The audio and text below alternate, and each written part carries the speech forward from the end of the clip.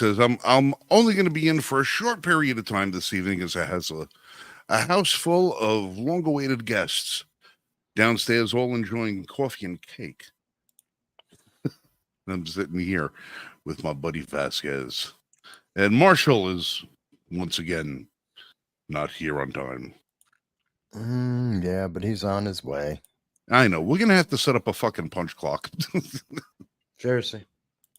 All right, so I'm pretty sure Dal will be with us shortly. all right, no problem. Momentarily. That'll be good. Well, it's 9 p.m. on a Friday. It's a rainy, cool evening here in Charlotte, North Carolina. Peter Soma, yo. Ladies and gentlemen, thank you for joining us once again on this week's edition of the Weekly Roundtable. I am one of your co-hosts, Frank Range Report Johnson, co-founder of the Liberty First Foundation and all-around gun nut. And to my left is Michael Vasquez, the Dragon of the Bronx, New York's truly only independent journalist, the man you can trust, makes Walter Cronkite looks like a used car salesman. And Jan Raines is over here in the audience, and she's not participating in the show this evening, but you know who is participating in the show this evening? Our buddy Dal Grimm is back for another visit here to the Weekly Roundtable. Dal, how are you, sir? Doing well. Round what? 6? So. And Ding, it's okay ding. in the word round, because I have a round. bone to pick. Uh-oh. Just a quick bone to pick. Okay. What that might be. Winchester ammunition. Okay. What they do. Okay. Winchester ammunition. Now, I hope to God we don't get pulled off the air for what I'm about to show you. 50-50. Yeah, 50-50. Okay, Yeah. This is a cartridge, a 223 cartridge. That it was one included in a box of 20 that I received from the company Winchester, labeled under the Winchester White Box Target Round. We were at the range this past week filming a couple of videos, and the very first round that I put through my 5150 rifle, when the trigger was squeezed, it went, and that was it. Dud? Dud. Ejected the round. This round here landed on the floor, nose down. Now, you'll notice something peculiar about this round in the fact that there's a projectile still connected to the casing. Yeah. Right.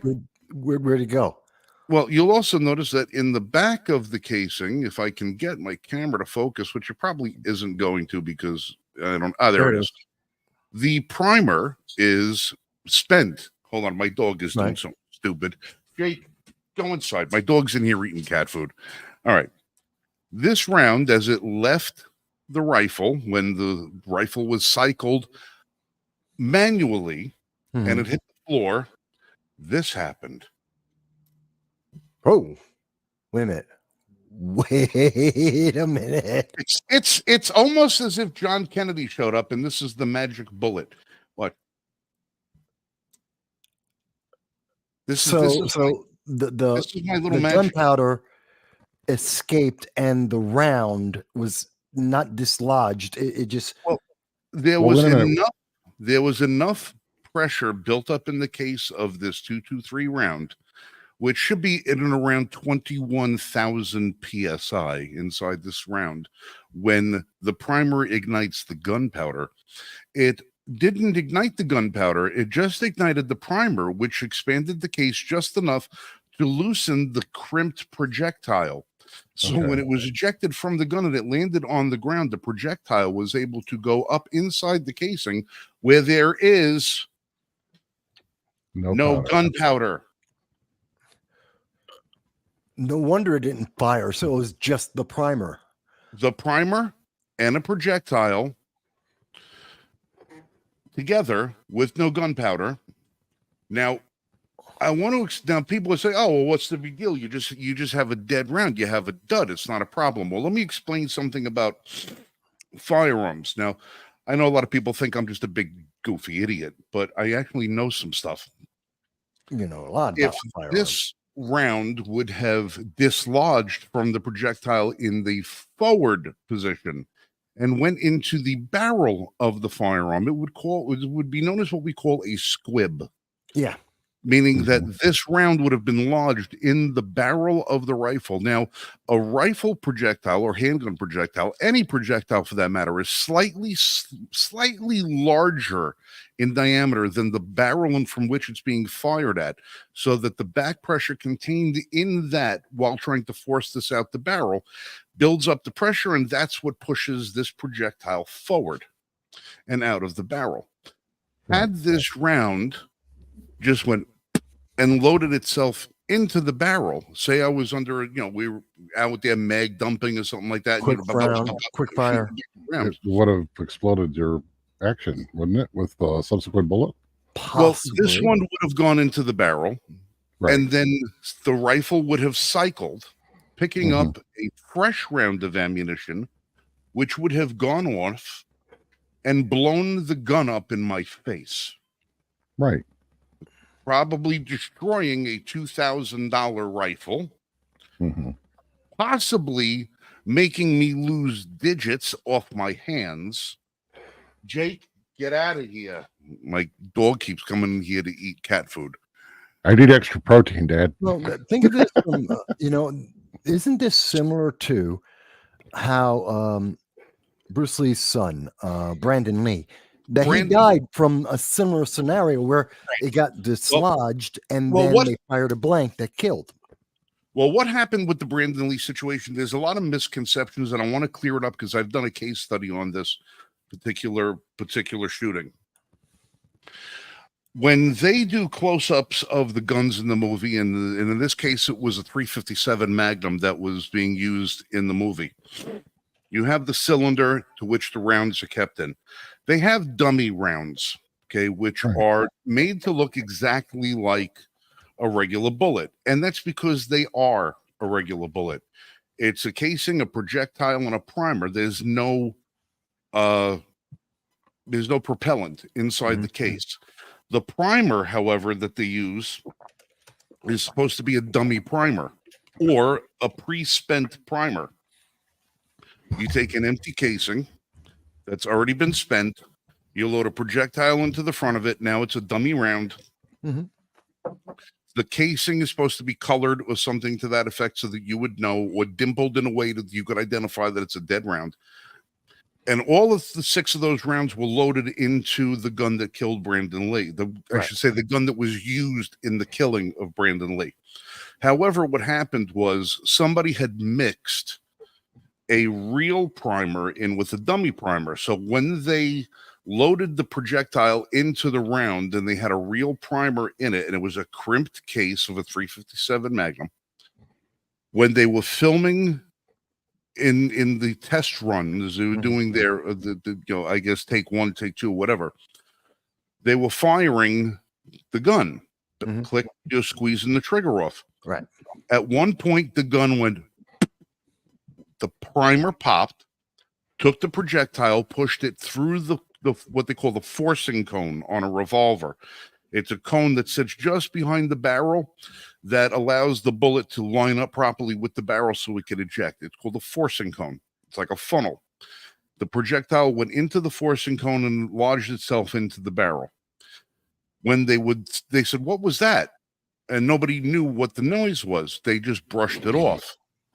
When they went to film live action, they took and they put a bunch of crimped nose cartridges, and that's a live cartridge with a live primer, and they usually 2 or 3 times the amount of regular propellant, because you're not firing a projectile, you're firing a blank. They crimp the front. Now they need 2 or 3 times as much propellant because now they need to produce the muzzle flash.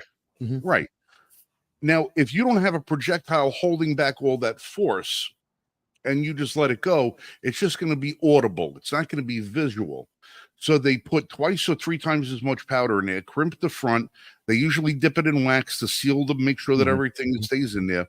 Well, they loaded that gun up with 6 rounds of that. Unbeknownst to the actor who squeezed the trigger, He was handed a gun. He verified. That's what amazes me. The actor verified that there were 6 blank rounds in the gun. He took the rounds out, looked at the rounds. They were he verified for himself that they were all blank, put them back in the gun, and when they went to shoot and they said action, they fired the round off. All that projectile, all that propellant pushed the large projectile out of the barrel and into Brandon Root's chest. Brandon Lee's chest. Yeah. That's what killed him. Okay.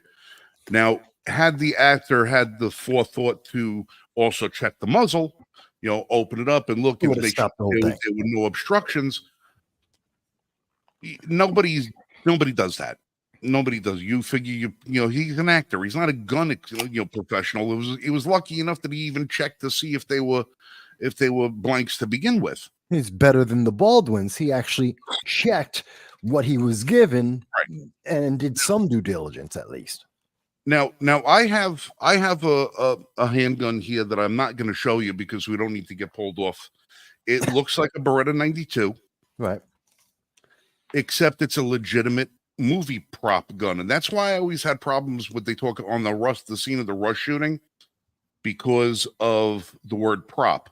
They keep saying, oh, it was a prop gun. It was a prop gun. It was a prop gun. Which is a real gun just used on a movie set. Right. If somebody tells me that something is a prop, you're pretty much telling me, well, a guy hits another guy over the head with a beer bottle in a movie. It's a prop. It's a movie prop.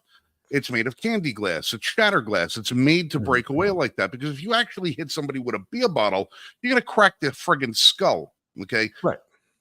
When you say the word prop, it makes the audience believe that what the object is fake or doctored in some way so that it's safe for the actors to use.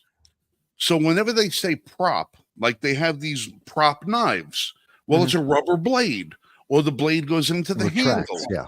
Or it does something to that effect. It's a prop.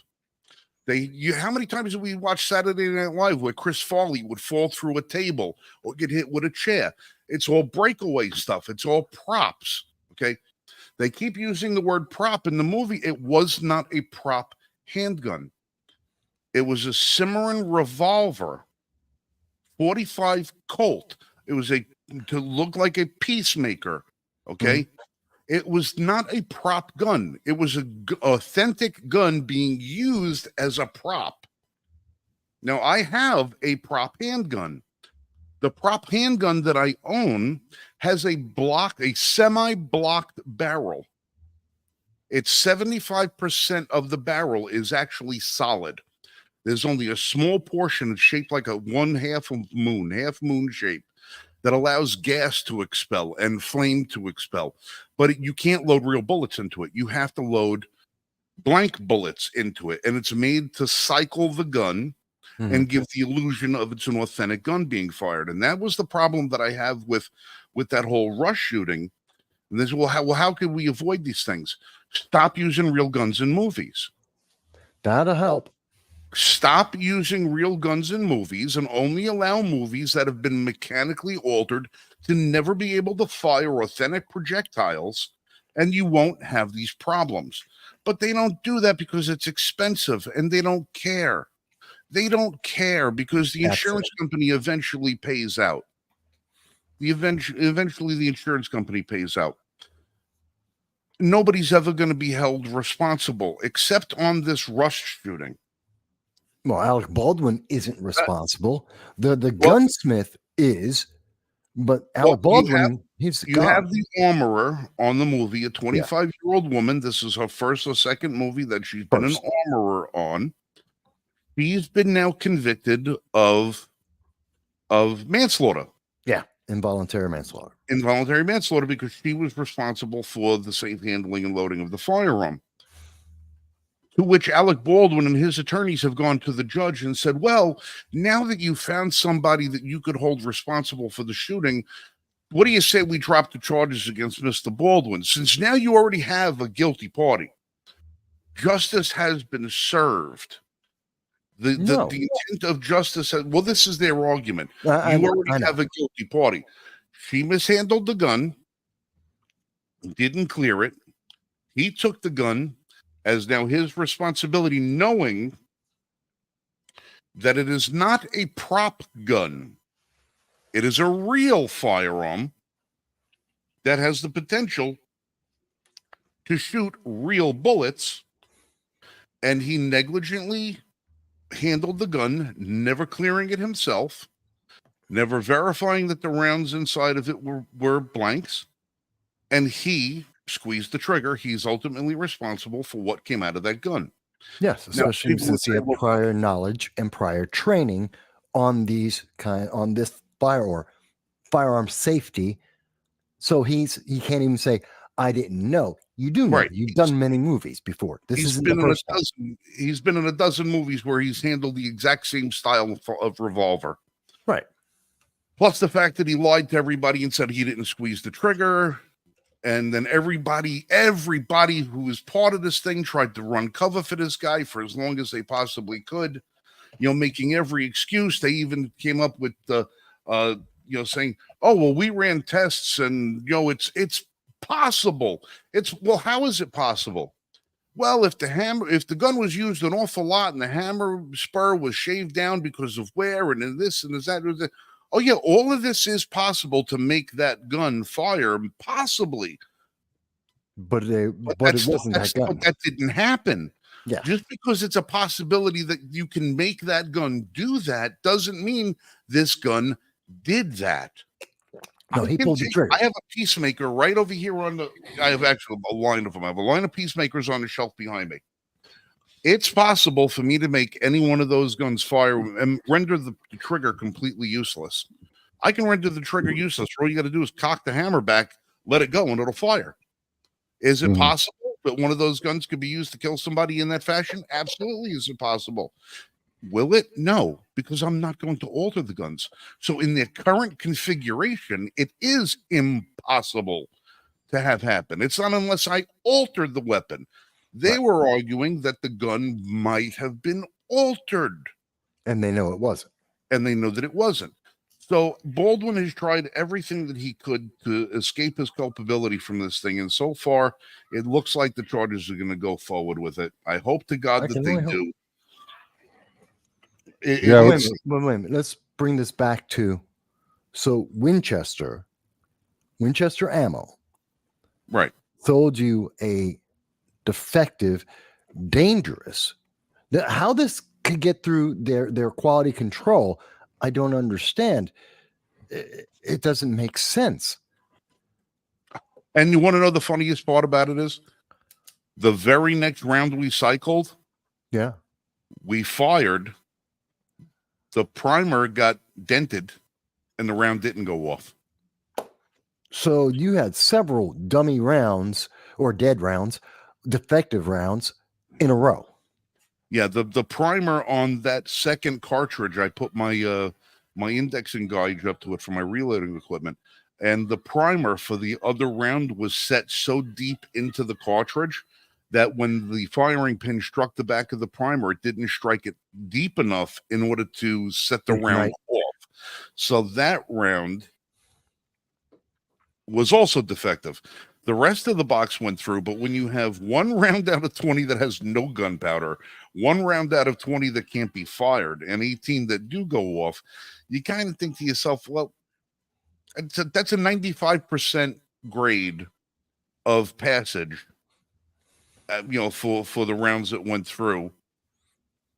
If you're trying to count on saving your life, 95% isn't good enough. No. If someone doesn't know how to properly clear the firearm, or they get nervous, or they're stupid and they do something where, God forbid, if the primer wasn't quite as deep, and instead of not firing, it instead did a slow fire, which for people who aren't familiar, that means that instead of instantly igniting, it takes a couple of seconds for the chemical reaction to go, and then it fires.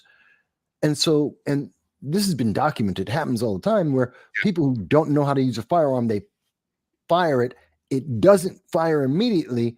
And this was a Darwin Award, as a matter of fact. A guy stole a World War II handgun, which had ammo in it. He used it to rob a gas station, When he fired to shoot the attendant, it didn't fire.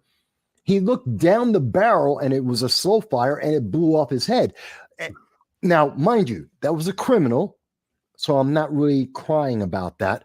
But there are people who don't know, and someone who's nervous don't know. A lot of scenarios where something like this is indicative of a series of dangerous, potentially life-threatening events. Well, when we go to the range, I'm just Dow, jump in anytime.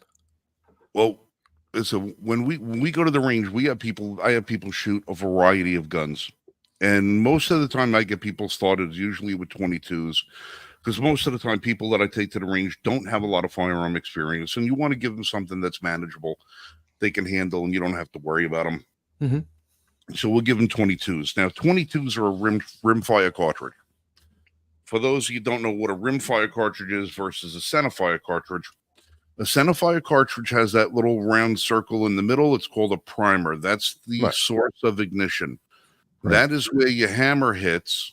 Your firing pin hits that. Sets off a small jet engine inside there, which ignites the propellant and sends the projectile down the barrel. In 22 or rimfire ammunition, you have the rim of the round. It has a component in it that it's a pressure sensitive ignition source that the striker actually hits the rim of it. It crimps it, makes a little spark inside of it, and that's what ignites the propellant and sends it going. Inherently speaking, rimfire cartridges are significantly less reliable than centerfire cartridges. Centerfire cartridges are 95% or better in reliability factor. Right. Where if you have a box of 122s, you're probably going to get 7 or 8 rounds that don't go off out of 100. All right. Why does it matter? Well, one, it's some older technology. Two, it's not really a self-defense round, at least not. I don't consider it a very reliable self-defense round. It's a good round for self-defense, a good round for hunting, for small game. But because of its unreliability, I don't recommend it as a round you put your life on. Right. Fail rate's too high. Right. But with that speaking, because of the unreliability of that round and the propensity for us to have new shooters using it, we use that as a method of enhancing our training. Because we as instructors have no idea when that round isn't going to go off. So when we are training and that round doesn't go off, I hate to use an Obama phrase, but it's a teachable moment. Well, yeah. That's true. Yeah. It is a very teachable moment. Because now you say, stop, keep your gun muzzle pointed downrange, and you hold for 10 to 15 seconds. Because it's known as a hang fire. Right. If that round doesn't go off, it could be delayed. Hold it, wait. When we are sure that a comfortable enough period of time, 10 to 15 seconds has passed, we'll drop the magazine out of the gun, clear the dead round out of it, we'll inspect the round to make sure what happened, and then go back through, reload, and commence firing. That hang fire is hang fire is one of the deadliest things that you could have happen, because when you have people that aren't experienced and they're bang, bang, bang, bang, bang, bang, bang, bang, and they don't know to stop when the round don't go off. When the round doesn't go off, most people think the gun just ran empty, and that they don't realize they still got more rounds in the gun. They just think that's it. Okay. And then they start waving it around, not knowing what the hell they're doing. No. And again, this is where the danger comes in. And I remember even in the Marines, and we're down in the firing range, which is the second part of Parasylum in training. And it is drilled into your mind, left and right. It is literally beaten into us about what the procedure is. If you have a hang fire, it is a very specific, very similar to what you described, how you are going to handle this to maintain safety. Because I have seen on a firing range, one idiot who thought he had a hang fire. And what happened when he broke protocol? You've never seen a body hit so fast and so hard by such big men from several different directions. And that gun, and first thing they're hitting him and turning the gun down the range. Literally, he was pointing at us. Everyone's screaming. Everyone's hitting the deck because, bullets kill. I don't care how tough a Marine you are. Bullets kill. So we all hit the ground, except for the PMIs, the primary instructors there. They're ballsy mothers. Ballsy mothers went straight at him. He was rolling down the hill and they had the gun down. And then you should have seen I won't even discuss what happened to him afterwards. This is when the moms of America protecting our kids in boot camp. Yeah, everyone forgot that rule that day. He was, oh God, it was beautiful what happened. Shark attack. Oh yeah. It was a shark attack. Every drill instructor, pretty much every drill instructor on the island had a moment with him. Well, that's the one reputation you don't want to have following you around with you. Yeah, that guy, by the way, so people know, that guy, Gamzon did not make it to become a Marine. Gamzon was kicked out eventually. We had many other experiences with Gamzon. He didn't make it, thank God. Not my Marine Corps. But that's it's just one of the things. I mean, we a lot of times we talk about guns on the channel and stuff like that. We really don't get a lot of times to talk about gun safety and proper practices and everything else like that, and personal experiences. Every so often it's important that we go back and touch on some of those basics, because it is so easy to become complacent and so easy to become forgetful about just the absolute basics, because we just get so used to things. I take really good care of all my stuff. My gear works. My gear always works. So when I have something that doesn't work the way I intended it to do, it's like, okay, everything gets shut down. Everything is shutting down right then and there. We are not going to mess around with anything. We're going to make sure that everything is okay. A lot of people don't get out to the range enough. They don't train enough. They don't shoot enough or have enough experience to know when something is wrong. So always, if something doesn't feel or sound right to you while you're out shooting, stop what you're doing. Point all your muzzles in a safe direction, unload your firearms when it's safe to do so, and assess your situation properly. And above all, don't go shooting with Alec Baldwin. Yeah, stay away from the Baldwins. Alec. There's one Baldwin, I think Stephen, one of the Baldwins you can hang out with. He's okay. But the rest of them, stay away from them as if your life depended on it, because it probably does. Yeah. All right. Now, I know you've been here for a while. You got your friends. You're supposed to be. Yeah, I know. I just wanted to get absolutely. through. No, this is important, but I don't want you to feel like you got to stick after that. No, I just wanted to get through that segment with you guys and make sure that I had that covered. I had another story that I wanted to talk about real quick because it only broke about an hour ago. Moscow shoot? Moscow? No, not the Moscow thing, because we still don't have a whole lot of information on that. Actually, there's a bit more than you may think. I was looking into that before the show. So just very quickly on that, Moscow, it was ISIS, 45 dead, at least 100 injured. It was at one of the theaters on the third ring of Moscow. The city has 3 rings. It's the oldest ring, the youngest ring. The furthest out was in one of the third rings at a concert stadium while a Russian rock band was playing. Capacity was 6,200 people, but there weren't that many there.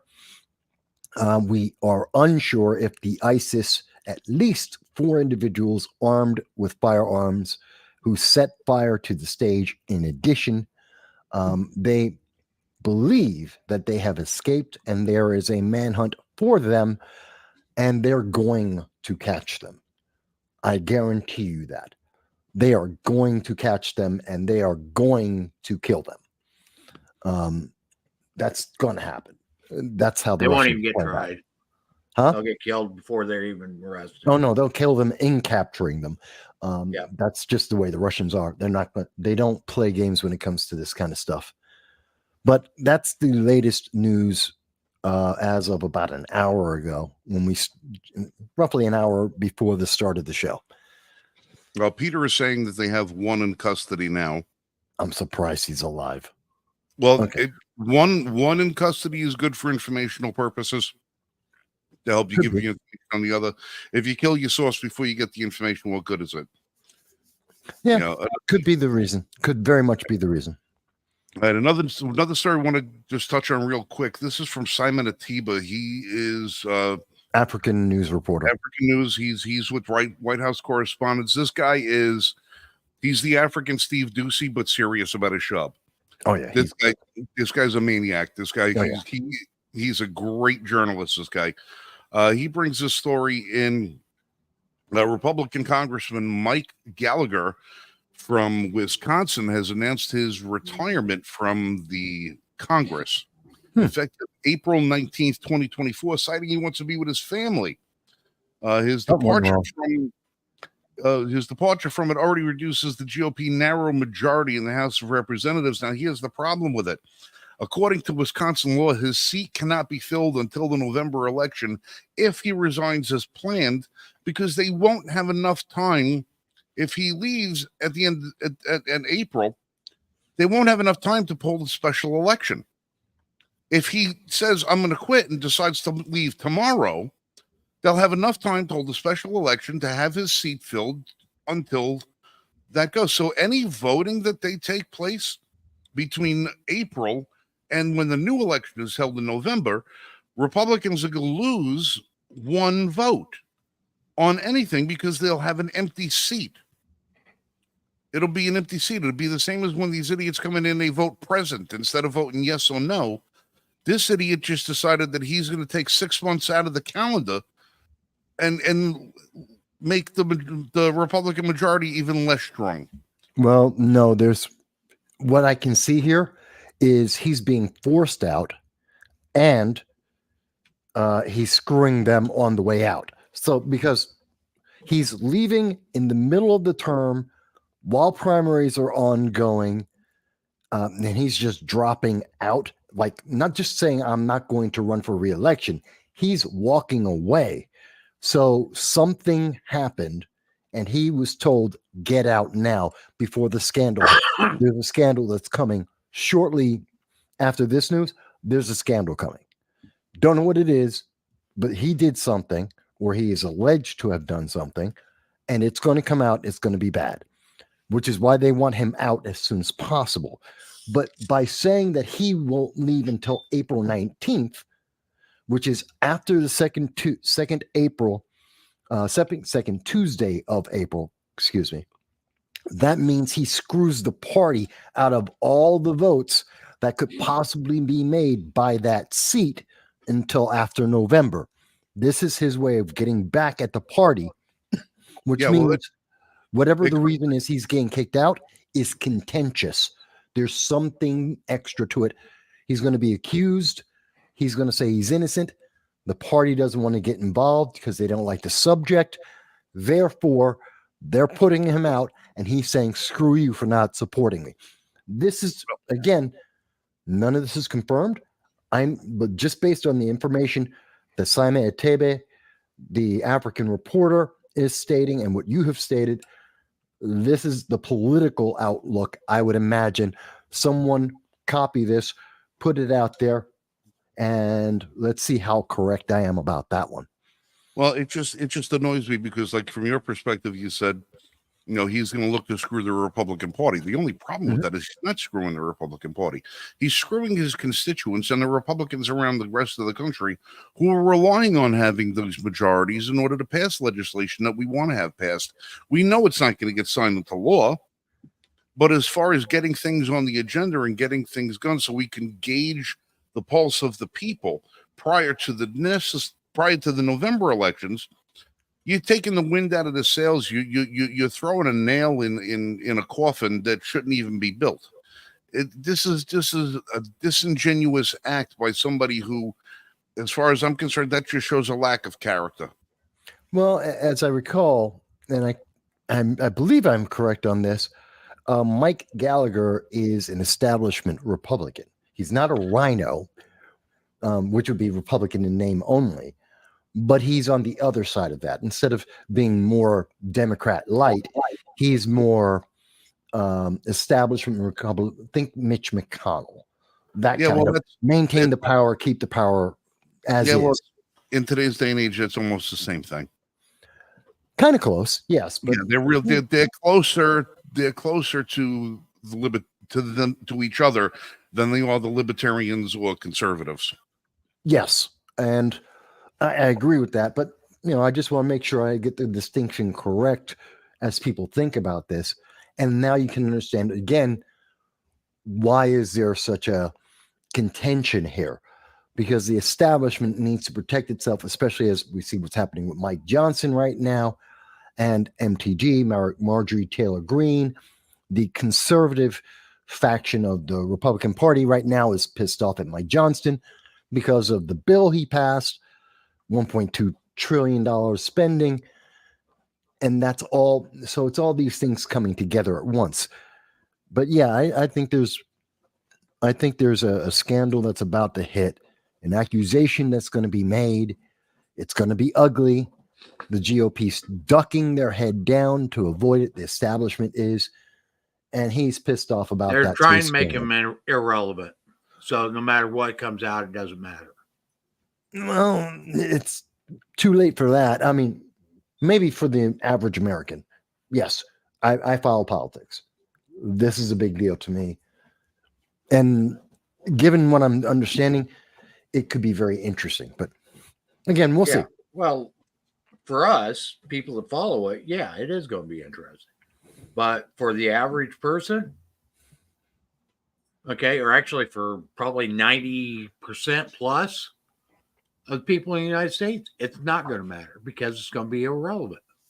But it's not. There's so much that's involved in this. No, for them, it's going to be irrelevant. But it doesn't mean that's politically irrelevant, but for them, it's not going to matter. Yeah, but politically, it is relevant because it tells us a lot about what's going on the inside baseball in the Republican Party, in Congress right now, and how Congress is going to be acting throughout the summer and going forward. This is informing us about the laws that are going to be coming out. Unlike, AOC, who says RICO no longer exists. This is going to affect everything else. Yeah, she tried to walk that back, saying, well, in order to be tried for RICO, you have to have done something else. She's an idiot. AOC's an idiot. All right, listen, guys. Before I go, Marshall, thank you for getting here and being able to take my spot because I know you were running late tonight. Yeah. No excuses. It's all right. I filled in the first half. I appreciate it. A couple minutes. I had an emergency call out, so.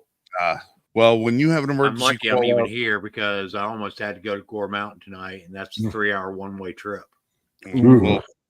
Well, considering that the emergency services system in the state relies on you, if somebody else has an emergency, that becomes your emergency. So exactly. Yeah. All right. I want to give a quick shout out. All right. Now, again, this is not a paid endorsement in any way, shape, or form. But I came across a really decent product a couple of weeks ago and got to get to the range last week and tried these out. I found some forbidden lipstick. Look at that. I don't know if I can. It won't focus. It'll face. There we go. Yeah. There it is. Look at that. Isn't that pretty? Isn't that pretty? Not me. There we go. This is what we call forbidden lipstick. This is a polymer coated 9mm round, 124 grain in virgin use brass with properly set primers. This is from a company that I found here in North Carolina called Mills Ammunition. Mills Ammunition. All right. I love it. I love it. Isn't that a sexy looking box? Isn't Yeah. that great? All right. This is a veteran owned and operated company that's located here in North Carolina. They've been in business since 2020. When I met these folks at a gun show in Concord, North Carolina, a few weeks ago, they were extolling the virtues of their ammunition. And naturally, as a conscientious consumer of all things lead and brass, I had to get a couple of boxes and try these things out for myself and find out whether or not they lived up to the hype. Now, the hype of these things is, one, the polymer coating helps reduce wear on your barrel rather than running full lead or full copper jackets. I didn't fire enough of them to determine if that was true, but the one thing I could determine after that was the fact that there was no lead fouling in my barrels after firing a bunch of these rounds through them. So they definitely helped the gun do something that was point two, kept them clean, burns extremely clean, kept my barrels nice and clean, free of lead fouling, and most amazing, a 5 to 7% increase in velocity over standard ammunition. Really? With a 20% reduction in muzzle volume. These things shoot very silently. I mean, not silently, but very, very quiet. About 10 to 15, and in some cases, if I was using a gun that has a muzzle brake on it, 20% more quiet. How do I know? Because I not only ran these through my chronometer, I also ran, yes, I have a decibel meter. Yeah. It's a decibel meter. How many people own a decibel meter? Not a lot. I'm one of them. And this is what I test it with. And this stuff, it was so cool because I was able to shoot these outdoors and have I have the headphones that have the the sound sensitive hearing phones. Yeah, those ones. I can't stand having to regulate them because when I go from handgun to rifle, the report is louder or lower. When I didn't have to adjust at all. I kept it on the lowest setting, which allowed me to speak normally with everybody who was around with me. And when I was firing this ammunition, the muzzling device on those headphones didn't even really have to engage. That's how low these was, and we were shooting these unsuppressed, and they moved at a faster velocity, quieter, kept my gun clean, just amazing stuff. Now, this stuff is not cheap. It's probably 25 to 30% more expensive, but considering that you're not spending 2 hours cleaning your guns when you get home, it's good stuff. So if you guys want to give them a shout out, give them a look, or get on their mailing list for anything else like that, it's Mills Ammunition, MILLS ammunition.com. And let them know that Frank from the Range Report sent you over there. And who knows, maybe they'll send you a sticker if you buy some. But really, really, really good stuff. I became a fan of them. And not only do they have target rounds, they also have self-defense rounds too. They make 389 millimeter 45, and they're going to be expanding the line to other calibers as well. Really good stuff. So check them out. And I'm out of here. All right. Have a good night, Frank. Have a good night, Frank. I've completed the gun section, the gun-friendly section of the evening. I'm going to leave the constitutional gun section up to you, according to what the judge said this week about illegal aliens and the Second Amendment. Oh, good. I've There is got, that. I'll leave I've got the that. decision drawn I'll up. leave that bee's nest up to you guys because no. I'm gonna take 2 minutes. I'm gonna take 2 minutes before I head back downstairs. I heard this story the other day, and I was with a bunch of gun people at the time. Yeah. They all lost their shit. They all lost their shit at the same time. All right. guys, let me play this out for you real quick. You tell me whether or not this is a perfect winning hand for Democrats. No. Yeah. No. Yep. I know what you're thinking. I know what you're thinking. It's a perfect winning hand for Democrats. We have to be really careful on what side of the fence we come down on this thing with. Because think about it. Democrats come out and they say illegals now have a right to the Second Amendment because they're here on U.S. soil. Joe Biden has come out and said on numerous occasions he doesn't consider them illegal aliens, but unregistered Americans. That's the term that they've used for illegals now, is unregistered Americans. Yeah. The Democrats are going to use this and hopefully try to say, well, if Second Amendment advocates can say that now that there's a limit onto how far their advocacy goes, now they hold us to account by saying, okay, now there's a limit where somebody like me who's an absolutist doesn't really want government involved in my firearm collection or anything I do with them. Well, now if I come out and I say, well, you can't give them to illegals.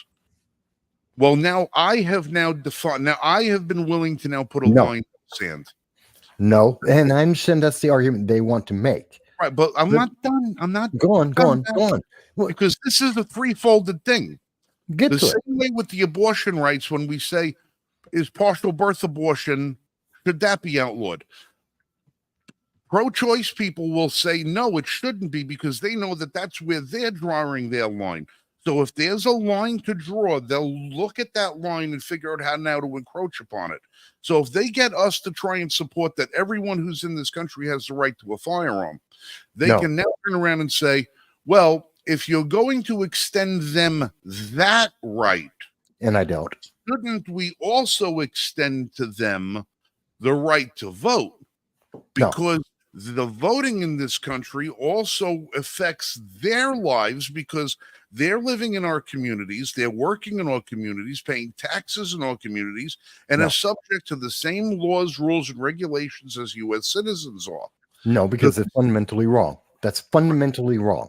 I understand that, but this is not my position. I understand. I'm putting myself in the position of this judge who came out with this ruling.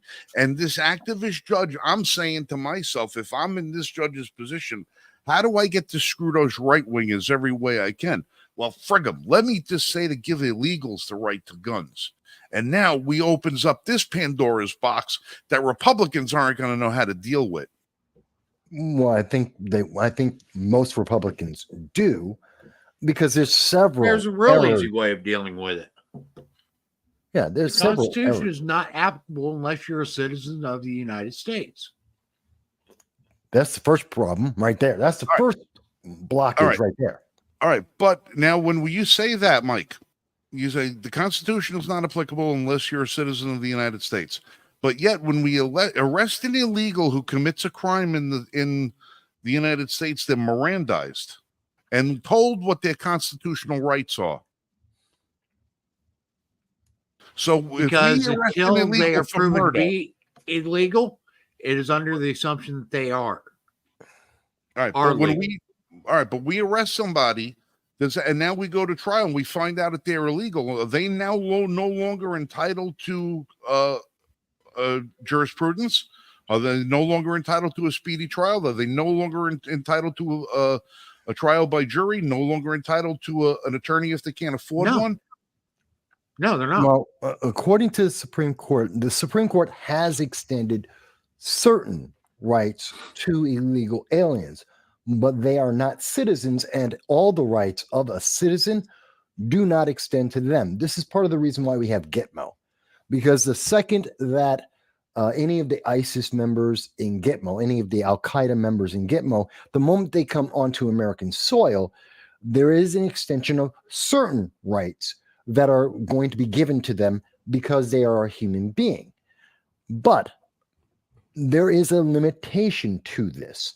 And it goes beyond, not only are they not American citizens, which is a concrete blockage, but let's also understand they are wanted, known criminals who are evading the prosecution of the law. So we're not talking about some innocent citizen who is there trying to protect themselves. This is a criminal who is actively flaunting the law and thus endangering American citizens. So again, we have to go through that entire route. And this is where it gets really lawyery, but I'm trying to make it as simple for people as possible. The root cause, the root problem, before they can get the gun, before they can have rights, the very first thing is they broke American law. They broke the law entering into the nation. They are a criminal. They evaded prosecution of that law, whether that's through sanctuary cities or becoming secondary citizens hiding in shadows, doesn't really matter. They are evading prosecution through our legal system to adjudicate whether they are innocent or whether there's some other law that applies to them for their criminality. So the very same Democrats that do not want, abusers to have a firearm, the same ones that say that we can't allow criminals to have firearms, the very same ones that have all these other restrictions, that all applies to that illegal alien, on top of they're not a citizen. So the good thing for the Democrats is that takes a couple of seconds to explain. Anyone who doesn't own a gun is probably less likely to actually listen because they don't think it affects them. So yeah, they have that benefit, but the people who aren't listening to this, who don't own a firearm, already are more likely to be on the Democrat side in terms of the Second Amendment. They gain nothing. The people who wouldn't listen and don't understand already are on their side. The people who do listen and do understand are already on our side in terms of supporting the Second Amendment. They haven't really gained anything. The people in the middle who haven't made the decision still don't know enough to make a decision. And No, this story is going to bypass them completely. So they really haven't gained anything. They just feel good right now. And as far as rights go, there is a certain classification that people, non-citizens fall into. At first, I want to say it was admiralty law, but it's not. And then I looked at military tribunals, and it's really not that either. But there is a classification that people who violate the law in the United States that are not United States citizens actually fall into that classification. Mm-hmm, mm-hmm. And under that classification, it's kind of like an international law. Under that classification, they are afforded certain rights. And some of those rights are some of the rights that are enshrined in our Constitution. And even though they're enshrined in our Constitution, doesn't mean that these are because these certain rights are being protected for these illegal immigrants. It doesn't mean that the Constitution is what's actually protecting those rights. It is another body that is protecting those rights, and typically it's international law. All right, real quick before I go, first story of the night, the Winchester White Box. Quick round of trivia for you guys. Is brass magnetic? No. Is copper magnetic? No. But it can be made electrically magnetic. Yeah. Okay. Is lead magnetic? No. Okay. This is a 5.56 round Winchester White Box that came from the same magazine that one defective round. This is a magnet. Mm-hmm. Nothing, right? Right. Completely non-magnetic. Remember that first magic bullet? Explain that shit to me. It's got steel in it. It's got iron in it. Yep. Got to. Mm-hmm. So how They screwed that up so many ways. What 5.56 rounds have metal in them? Steel jacket, full metal jacket. Armor piercing. Yeah. What the hell is an armor piercing round with no propellant in the cartridge doing in a box of Winchester white box target ammunition that are lead covered FMJs? What the hell, Winchester? And no, this is not a friggin' magic. Look, I'm gonna pull the here's the casing. Look, here's the casing. It's on my magnet. Falls right off. Here's the projectile. What the hell, Winchester? So that can't even be the result of any kind of ferrite material in the primer. No. Right. This isn't. I didn't magnetize this round. I didn't do anything to this. It's lead. It's supposed to be lead with a copper jacket. Yeah, it should not be magnetized. It should not be sticking to a freaking magnet. No, there's an alloy in there somewhere. Has to be. Maybe it was a good thing that this round didn't go off. Maybe God was looking out for me because I was shooting at my brand new steel targets when this happened. Yeah, would have gone through. It quite possibly, and considering I just spent like $150 on that one target, yeah, I would not have appreciated an additional hole where a hole was not supposed to be. Hey, we're happy to hear from Winchester to explain Silicon how can this increase happens. magnetic properties of metals. What's that? Silicon? It can, but you need high levels of magnetism. You need a very strong magnetic field for a silicate, because that's part of how computers run. That's how supercomputers run, in part. And even so, how would it be possible to magnetize lead? You would need an extremely high level. You need a very strong magnetic field.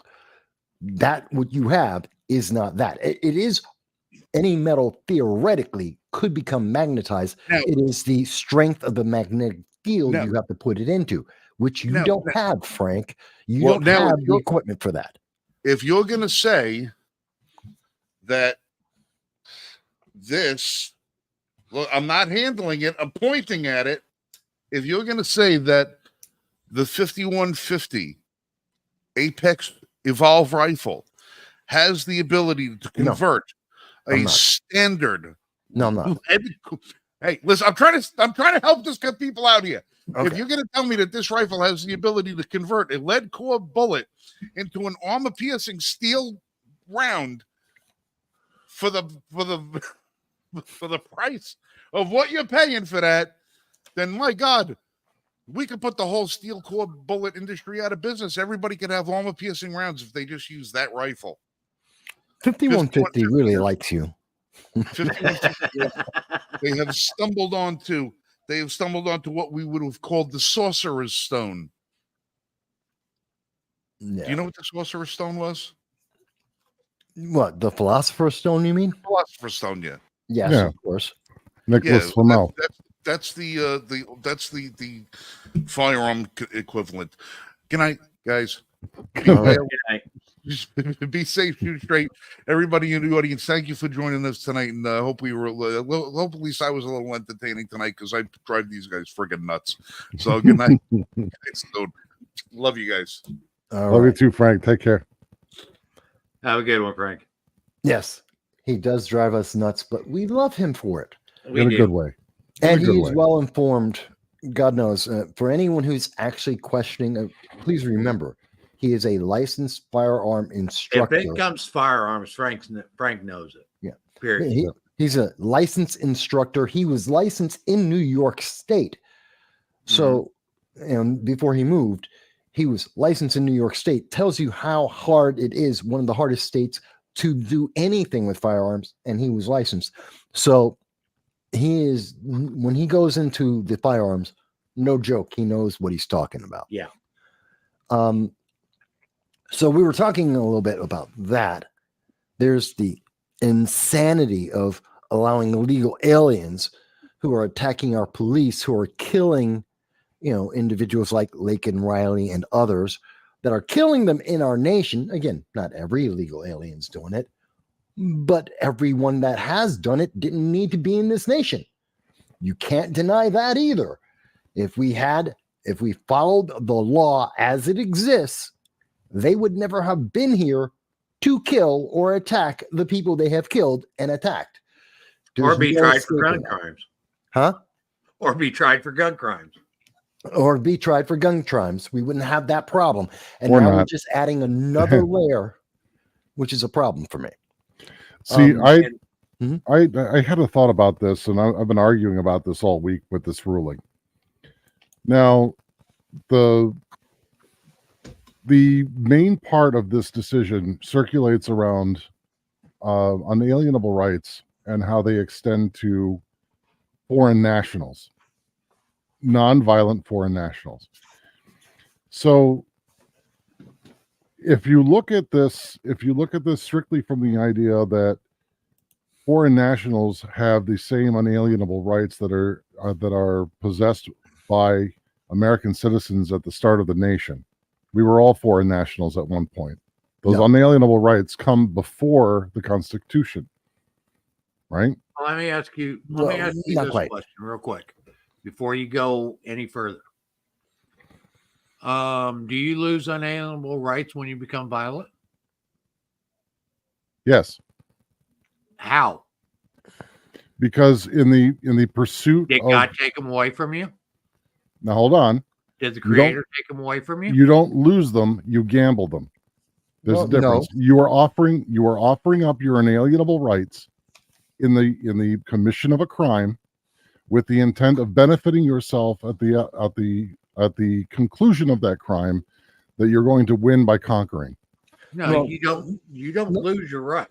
Well, let me simplify it. Rights that are bestowed by the Creator, God, or whoever Mhm. you believe created you, whether it was Big Bang or whatever else. Okay. Once you have those rights, you cannot be separated from them. Now you can be forbidden from exercising them, but you Correct. cannot be separated from them. Correct. So let me clarify. We're talking about society and the interaction of inalienable rights and society. And as a society, we have agreed to live by a structure with certain laws that limit or in some cases remove our inalienable rights or we suppress those inalienable rights. And every nation does that to some degree or another. That's why every nation has laws.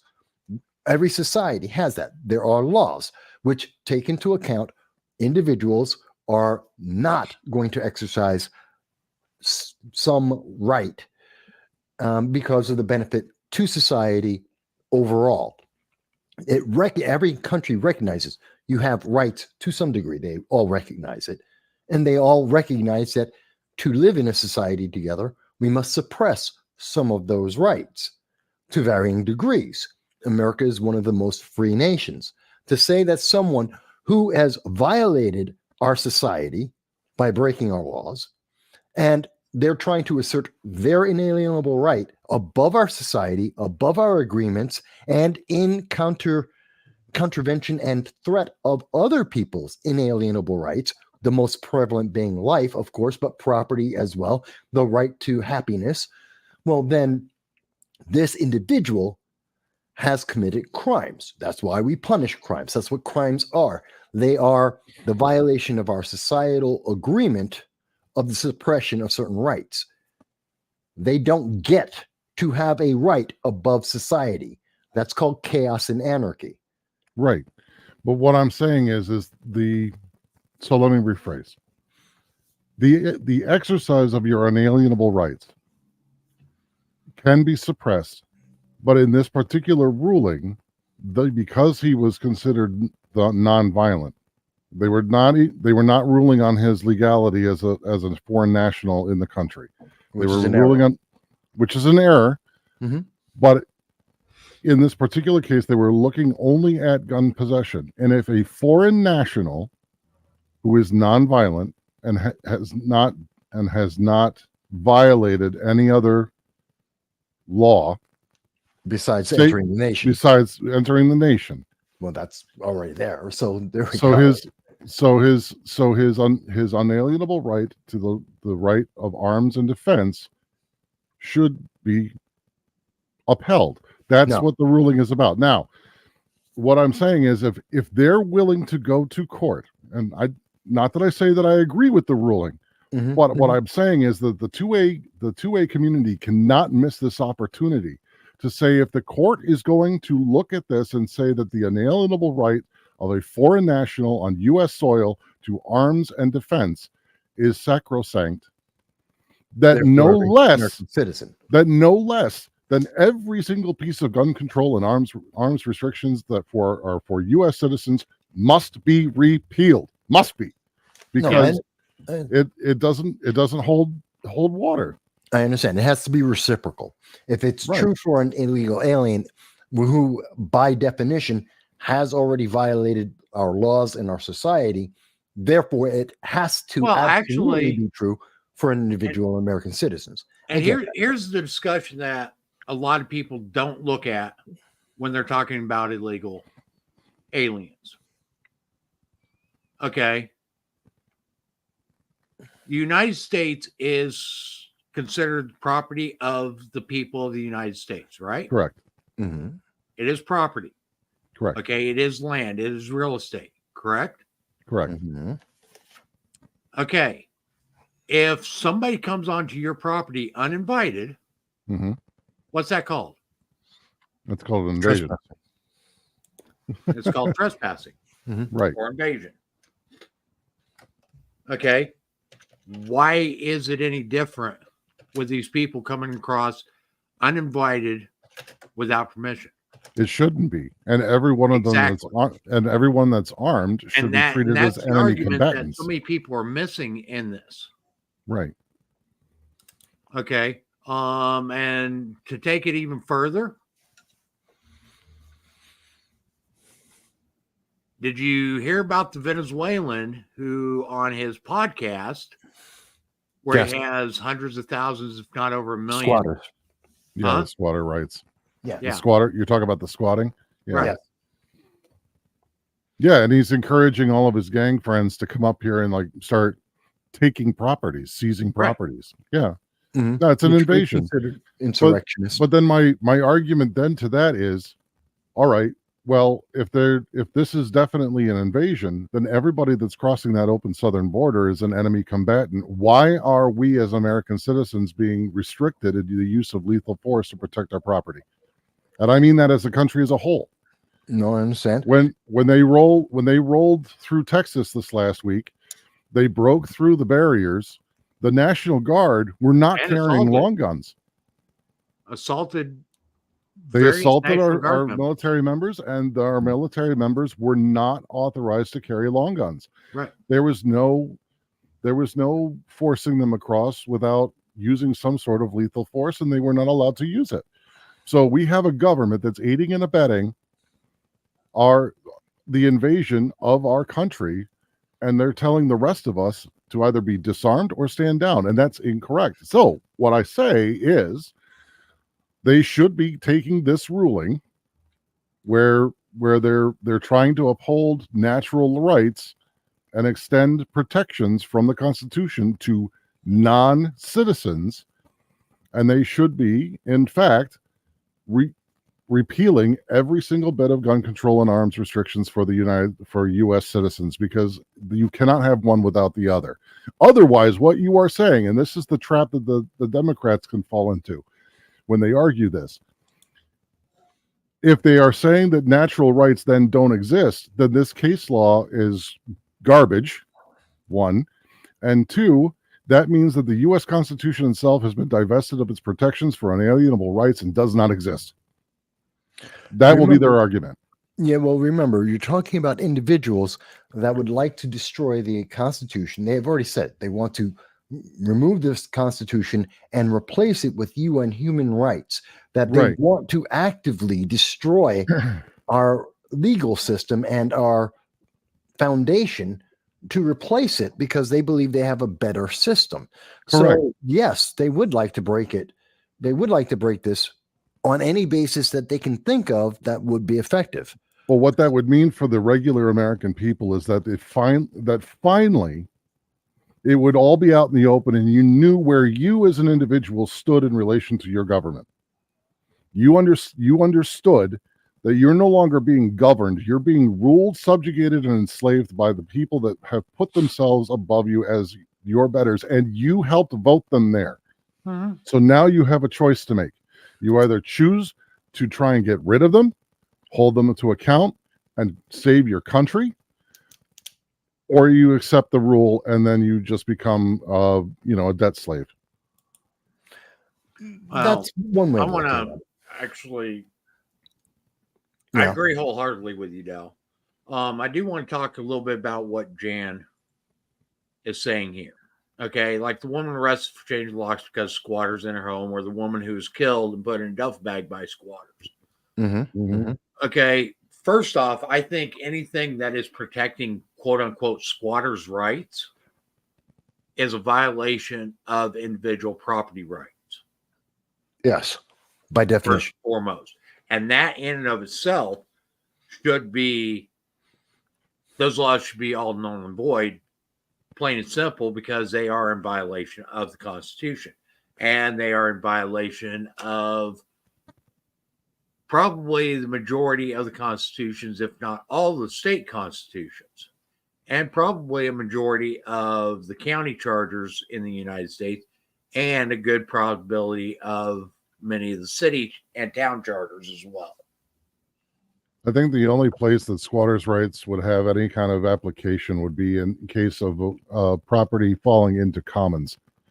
So the family that owned it, the individuals that owned that property, if for some reason they died out or there was no there was no active use of that property to the point where it was just then it's left no longer fallow. protected by property rights at that point. Right. And then Because there is somebody no owner. and then somebody moves onto that property and they pay, either they pay for whatever fees would make it lawful property, or they put in sweat equity for X number of years with receipts. Then you might have a case for an argument. Well, But as it stands, no. See, but that wouldn't be against an individual and their individual rights. That would be against the government and its licensing and its fees and its structure. Yes, That's a very different argument. property. Right. So you're not looking at a Fourth Amendment violation there. My rights of property being violated. It's what the government procedure is maybe being violated. They didn't get the deed, they didn't get the title, they didn't go through that, they didn't pay the taxes on it. That's a very different thing because no individual owns it. When you have a squatter, you are literally, it is the government imposing itself, interjecting itself into your property and assigning rights and value to a criminal because they have broken into your property. They're misusing your property. They're abusing your rights and your property. The government is assigning a value and a priority, a hierarchy to that individual for some arbitrary reason created by the government itself on your rights. The woman who was squatting, she changed the locks on the door. Yeah, the owner changed the locks on the door after the squatters were evicted. These people broke in using her property illegally. She changed the lock on the door of her property. And they said, well, we have to arrest you because these criminals violating your rights are higher priority than you. That is a big deal. That tells us how fundamentally flawed our system has become because of the progressive ideology that some group that they arbitrarily have ranked is higher than homeowners, higher than the Fourth Amendment. There is a higher priority to them, and that goes against the individual, the American, the Fourth Amendment. And I cannot agree with that. But look at the nature of the society we have built. Look at the people who are being trained in our colleges who don't believe they're trained to be progressive, to be socialist, to want UN regulations, not innate law and rights.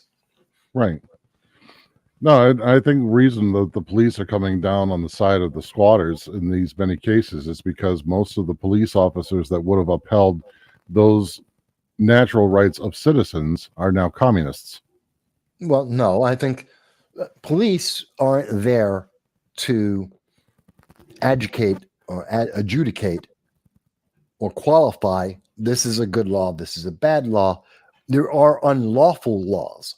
That is true. Just like in the military, there are unlawful orders, which can always be rejected because they can be instantly and immediately identified and thrown out.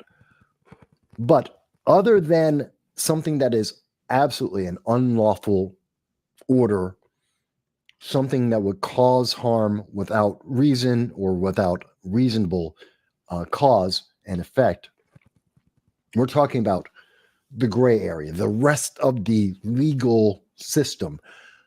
Police aren't there to decide that. That's what we have lawyers for. That's why we have courts. And I don't want police picking and choosing which law they're going to enforce tomorrow. Other than this is blatantly, absolutely unconstitutional, unlawful, this is criminal. Okay, fine. Such as red flag laws. That's absolutely blatantly criminal. The what do we call it? The SAFE Act in New York, which is blatantly unlawful and criminal. It violates regulations. No problem. It's lost in courts because of that. So with the exception of that kind of explicit violation, police should not be making a choice.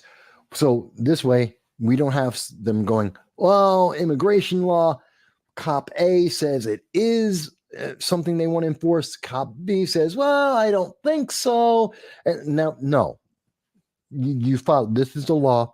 Immigration law is immigration law. You enforce the law and then let the lawyers figure it out. If you can make an argument where a valid argument to a law being unconstitutional, it outright should not be enforced. Okay. Right. Well, what this taking this case of the owner, in this particular case, the police were doing everything they possibly could to side on the rights of not the property owner, but the squatter. If they told the owner, well, you got to have to deal with that in court. That should have been what they said to the squatters. This is this person's property. If you want access to this property, the law is that it's for the property owner, not for the squatter. You need to settle this in court. Bring your documentation. Your documentation and then fight it out in the courts. I understand that's what you would prefer, Dal. But remember, they're working off of both the training and the status quo of the legal system. And the status quo is, it's very much like if you have a property and your name is on the lease or deed and a woman's name is on the lease and deed, everywhere in the United States, if that woman calls the police, the man is going to be told to leave. Even if the woman isn't on the lease, 90% of the time, the man is going to be told to exit that property because of the nature of how the laws are executed. And when it goes to court, it may be found to be the exact reverse and that it was incorrect. The police will not be punished. If the police instead actually follow the law and say, well, the woman has to leave because this is the law, they will be punished for it, especially by the legal system, by many DAs across this country, because they are not following the precedent of law. And so, again, it gets complicated to an extent. I mean, the more you follow it, the less complicated it is. It's complicated only the first time you hear about it. But so I understand what you're saying. But again, police are in a unique position because we should not allow them to independently determine which law to follow today versus any other law. In addition, they have the problem of they have to follow legal precedent as determined by their betters, their police chief and so forth, the mayor, whatever, and as they are directed there, because they have a limited enforcement power granted to them by those betters in that system. So it's a catch-22 for the police. This is why police are pissed off. Well, we also have to realize something, okay? Unlike the sheriff's department, Okay. Police departments, up to and including the chief, are appointed by mayors. Right. Okay. In other words, they are employees of the mayor's office. Mm-hmm. And if the mayor says that they're going to enforce such and such a law, and they don't, regardless of their reason, if they don't, they're going to get fired. Right. That's what a lot of law enforcement looks at. Okay. Is the person that hired me expecting me to enforce such and such law? And if that answer is yes, in order to keep their job, then they will. Often. It shouldn't be that way, but that's the way it is. And to a certain extent, this even applies to sheriff's departments, because if you have a sheriff in that position that says you will enforce these laws, regardless of whether they're constitutional or not, then you're going to enforce those laws. Otherwise, you're going to be out of a job. Correct. And the remedy for that would be to elect a new sheriff or elect a new mayor. And that I understand. Right. But by the same token, if the law is if the law that's being enforced is unlawful, then it's up to the people to try and correct it by voting. But people don't. I agree.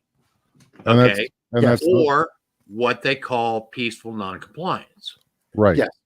Which people did with the New York Safe Act. Both the sheriff's department and the public, overwhelmingly 97% failure to support the law. So okay, you can't do that. And what I mean by peaceful noncompliance, and this is where sacrifice comes in. Right. Okay. What I mean by peaceful noncompliance is you go ahead and violate whatever law you think is unconstitutional. And then you fight it allow out in court. yourself to be peacefully arrested for it. Yeah. And then you challenge it in the courts.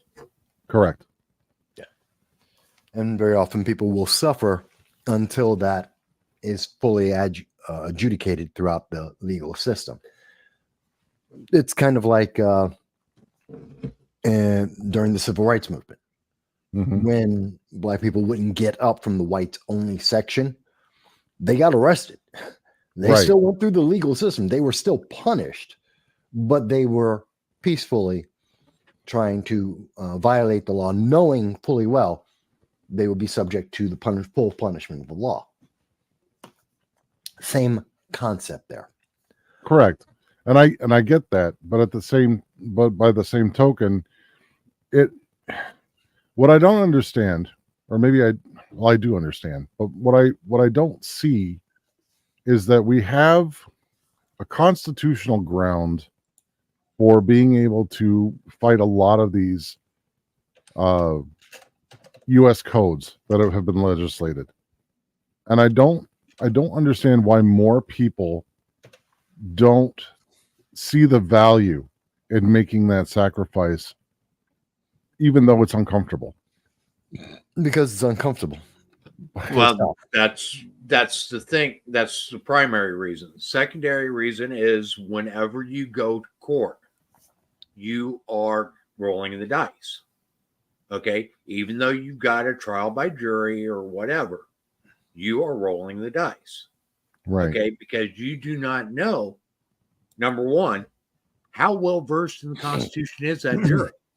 Odds are not very well versed. Not very well. Yeah. Okay. So right there, you're already down a point.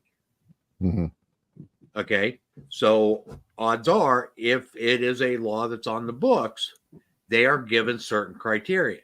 Also, they are not told that they can actually choose to rule a law as not being binding as a juror. Right. That is what is called nullification of jury or jury nullification. Okay. If you believe as a juror that a law is unconstitutional or unjust, your right as a juror is to vote for an acquittal on those grounds. Okay. People don't know that.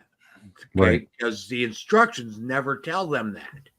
They The instructions actively are refuse. if the evidence proves this point, this point, this point, this point, you must find guilty. Right. You're never told that if you believe that this law is in error, you also must vote not guilty. hmm Okay. It That's fundamentally, something jurors are never told. no, they actively make sure people can't tell that or discuss that in a courtroom. Right. We did see that was something like that was tried by what's his name? Dwayne. It was the Wisconsin, the guy who ran people over at the parade, the Thanksgiving Day Waukesha. parade. The Waukesha, yeah. Waukesha, Dwayne, I forget his last name now. But that was his attempt. He tried to tell because he thought somehow that, running people over with the intent to kill them during the parade without being provoked, somehow that was unlawful because he's black, and that gave him the right to do so. And therefore he wanted the jury to say that it was unlawful for him to be prosecuted for murder. And the judge would not allow that even into the courtroom. Even mentioning that they had the right to have that option. Jurors that they have that right. Yeah. And the judge would not even allow that to be discussed in the courtroom in front of the jury. Even in the jury selection process, there are sometimes that you'll get a lawyer that'll ask briefly, do you know or believe in jury nullification? And if you answer yes, you're not on that jury. Yeah, like it will sometimes crop up. I was talking with a guy that was a juror that was picked for the Harris case, the Calvin Harris. Was it Calvin Harris? Yeah. The big one here in New York. And somebody mentioned jury nullification to this guy, and he was like, well, yeah. And then they boxed him. They were like, no, out. Get out. Right, because they want a jury, especially the prosecution wants a jury that is going to only look at what the law is on the books. Right. They don't want it being challenged if it's constitutional or not. No, that's okay, because in their mind, that should be left to the appellate process. It shouldn't be done in the criminal court. Right. And actually, that should be done at the grand jury. Mm-hmm. The grand jury should be looking at that to begin with, and then the criminal jury should also look at that, and then the appellate courts afterwards. No, to check proper checks and balances. Do we have the right to do this in the first place? And checked along the way through the system all the way up. That's the way it should be, but that isn't how it is. No, that is not how it is at all. And that's just indicative of what's happened with the civic education in this country. I mean, the lack of it. I mean, if you properly honestly, jury nullification or juror rights hasn't been taught in multiple generations. Oh, I know. Late 60s, 70s, right in there. So we're talking about almost 3 generations realistically. Which is long enough for people to forget that they're even there. Well, yes. And that's why it doesn't even take that long. There's AOC. RICO. That's what? Not even the I mean, she just came up with that. I guess now. Trump can't be charged for RICO in Georgia. Well, that is a consequence that she doesn't realize, and which is why she's now trying to backtrack and go, no. I meant it's okay. RICO exists for Republicans, especially if they're running for the presidency. Orange man bad, but it's not real if you're going after Democrats and especially progressives. Then it's not real because we have to have 2 tiers of justice. I mean, come on. It's about as obvious and basic as it could possibly be. It is insulting that she has done this. And you know, who was I forget who I was speaking to, but she's an idiot. This woman is an absolute idiot. She has a degree. She is the living proof that you can have a degree and know nothing. She is mindless. She's worse than a puppet. I really wonder think, if she Well, rolled her she R's is when she literally says a Rico. puppet. no, she's worse Okay. than a puppet. And the group that got her elected is proud that she is their puppet. Puppets would only say what you tell them to say. What she says is God only knows, because she says things independently before someone has a chance to vet it. You know, like having a train go from California to Hawaii. What brilliance. Oh my God. Why has no one ever thought of doing that before? You idiot. What an imbecile. So she's an AI run ventriloquist dummy. She's And it's incredible. And even, It's the poor AI algorithm. you know, but even local, this is ABC 15, WPDE News. And even they have to highlight, I believe it's right in this paragraph. Mind you, they don't want to talk about it a lot. There's several news reports you can check on this. I always like the local ones because sometimes they have some extra flavor. But even they have to mention that, hey, by the way, Trump and all the people who were being tried in Georgia, they all got RICO. So you're saying none of that counts either? Because that's something she supported in the past. Now you don't. Right. Makes no sense, woman. She's out of her mind because she's an idiot. She speaks off of this is another example of her 60 minutes. Facts don't matter. It doesn't matter if it's empirically, mathematically, semantically correct. It's how she feels. And she feels that RICO, when applied to people she likes, to political allies of her and her ideology, then it doesn't apply. But people she doesn't like, the opponents of her political ideology, well, then it absolutely, not only does it apply, it has to apply twice as hard. She is so absolutely corrupt. Does anyone disagree with that? No, she's definitely corrupt, but it's one of those where the only thing I'm interested in knowing about is if she rolls her R's when she pronounces Rico. You know, Puerto Rico. It's asinine. I don't know. No, it's just I don't know where some of these people come up with this stuff. The RICO case doesn't even apply to Trump in this particular case. They're bending over backwards to make it fit, tying themselves into pretzels. And what are they getting out of it?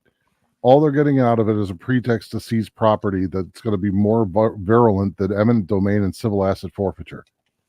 Yeah.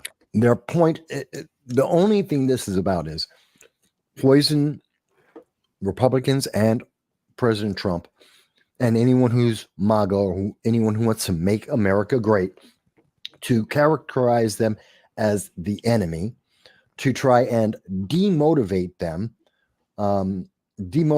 from going out and voting, and to limit the resources that Trump and others have to be able, and all of this is being done to better support and maintain and fortify the Democrats in the election.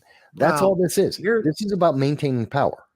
Here's one thing that I think is highly interesting, and we've discussed this multiple times on here, and it becomes more and more prevalent every day.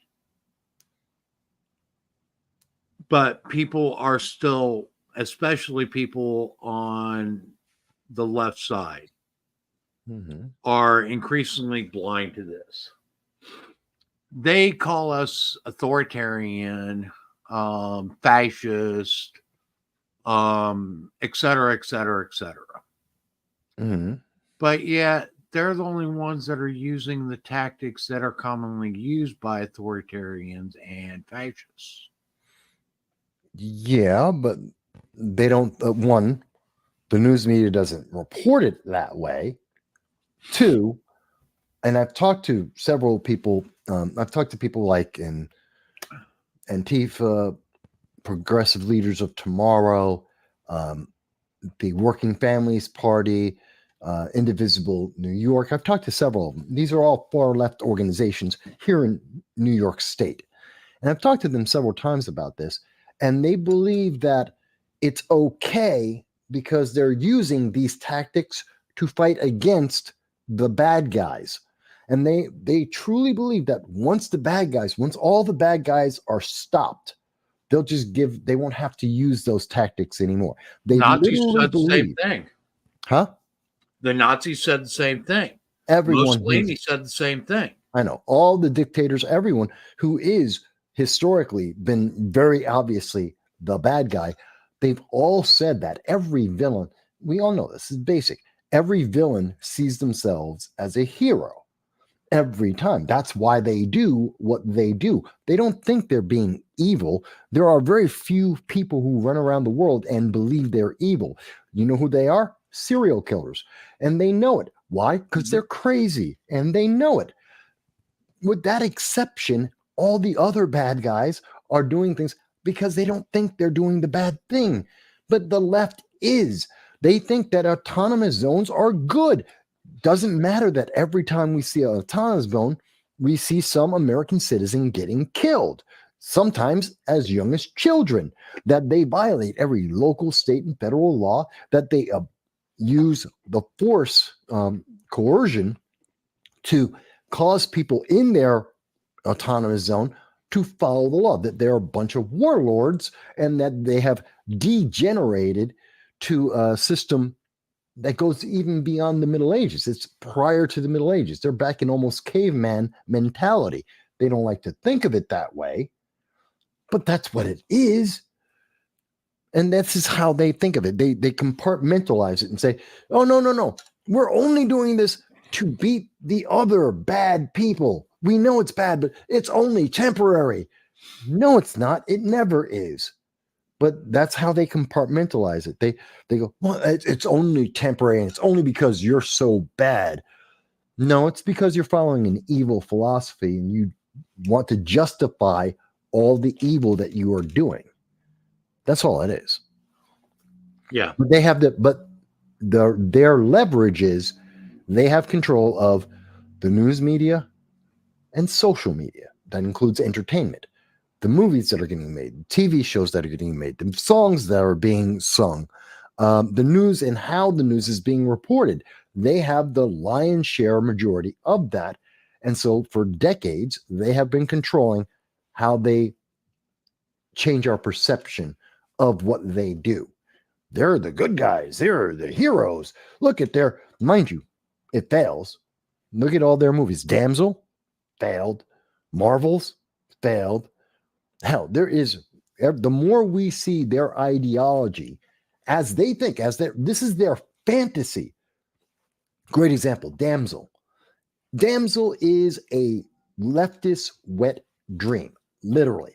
This is their ideology put together with millions of dollars and all of the fantasy pageantry that they could put together. And this is them saying, isn't this beautiful? This is because all entertainment is your ideals, your beliefs, your thoughts created in real life. This is their fantasy. This is all their intellect, all their training, all their indoctrination has created this idea of their fantasy, the movie Damsel. And they present it to everyone going, isn't this wonderful? Can't you see now how great this could be? And everyone, and looking at that fantasy, like this is the best it could be. This is the perfection we could provide you. And everyone looked at it and goes, oh my God, that was horrendous and stupid. Don't ever do that again. And they don't get it. That's the easiest way to understand it. Look at what the left creates, the far left. Look at what they create. This is their fantasy of perfection. This is as good as it could possibly get. This is their power fantasy put to life to try and convince you to join them. And everyone rejects it on a regular basis. Should tell you a lot. But most people won't think of it that way. And I'm the oddball for actually pointing out that, yeah, that's what's going on. This is their power fantasy. This is why they justify things. Yeah. The might makes right mentality in practice. Pretty much. I mean, at the pure, most simple aspect of it is, yes. I mean, when AOC is saying Rico doesn't exist, it's not because she doesn't know Rico exists. It's because she doesn't want it to exist against her ideology. Yeah. This is where we're at, folks. That's funny. Especially since they threw in Hitchhiker's Guide to the Galaxy. That's funny. And we're not talking about the stupid movie they made about it. Oh, No. God, that was miserable. We're talking about the TV series from the 70s from England. We're talking about the books themselves. Brilliant. The books brilliant were stuff. brilliant and awesome. Oh, yeah. I do like the fact that the president is not there to actually wield power, but just a popularity contest. That's a good one. Yep. Well, it's all Belgium. And if you read the book, you know what that joke is. Yep. That was funny. Yeah. I actually start doing that on the live streams from now on. Just Belgium. Belgium, and then our society is made up of hairdressers and office clerks, right? Well, yeah. And again, nailed it. But I mean, these are some of the insanities that we are seeing with all of these ideas that are being thrown out there, and every single one of them have multiple layers, multiple levels of enforcement. Are you with the far left, or are you opposed to it? And they have a way that they're going to treat each and every one of you. It's incredible. And I see the comments here by Jan, and no, I've never heard of that. I'll get to that in a second. But the result of all this insanity is this, and I'll show you guys right now, because this is why we should be terrified of it. 270,000 overdose deaths. 270,000 overdose deaths. Now, this is very important to understand, because I know what most people will think. They'll think of the last 2, maybe 3 years. And you would be correct to think that. But Bloomberg and the mainstream news media, they're counting from 2019. Now, they're doing this specifically because that allows them to say Trump. Yep. Trump is the fault. Trump is the problem, and Biden is just dealing with it. That's not correct. Out of 270,000 overdose deaths, 200,000 were within the last 2 years. Last 2 years, 2022 and 2021, 100,000 overdose deaths each. There's 270,000 since 2019. Do the math. 100,000 plus 100,000, both of those under Biden. And then we have 2023. We've got 2019 and 2020. Put them together. And only one of those years, well, 2 of those years, are with Trump. Yes. Right. One with the lockdowns where no one was let out. So really, 2019 versus 3 years of Biden. And the answer is, and we know in 2019, we weren't breaking new records on overdose deaths. That's just a fact. No, they want to enforce and they want to impress people with this is Trump's problem. That's a lie. But the bigger thing is, this is a problem. It is directly a problem of Joe Biden and his policies, in particular the southern border, the open border crisis that he and his policies created. And that's when we saw this magnify and we started breaking all the records and had 6-digit overdose deaths in the United States. I think it's important people to understand that and how they're playing you because they want to maintain power. A crisis is in front of our face. It is killing Americans, and they're so busy trying to play politics that they can't even be honest about the threat that exists. I mean, does that make sense, guys?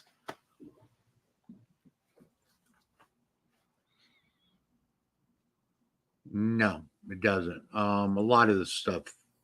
No, I mean my position, what I'm saying about it. Yeah.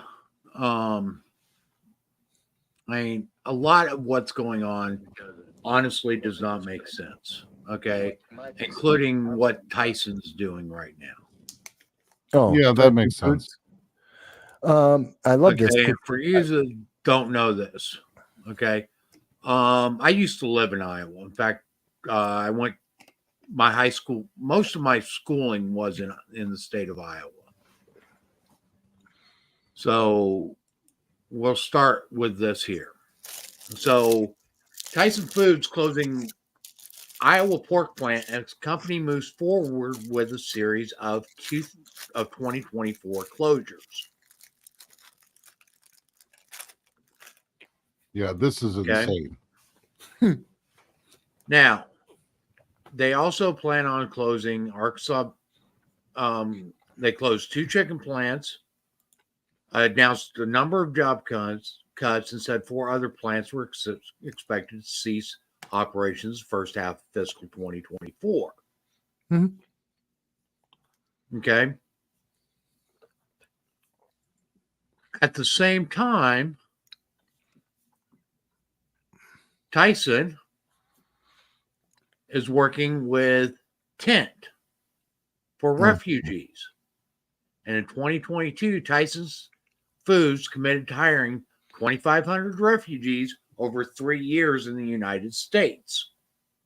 That has since been expanded, and they have been doing recruitment here in New York for jobs in Tennessee, specifically for asylum seekers. A little bit more than that. I actually covered this on Sunday.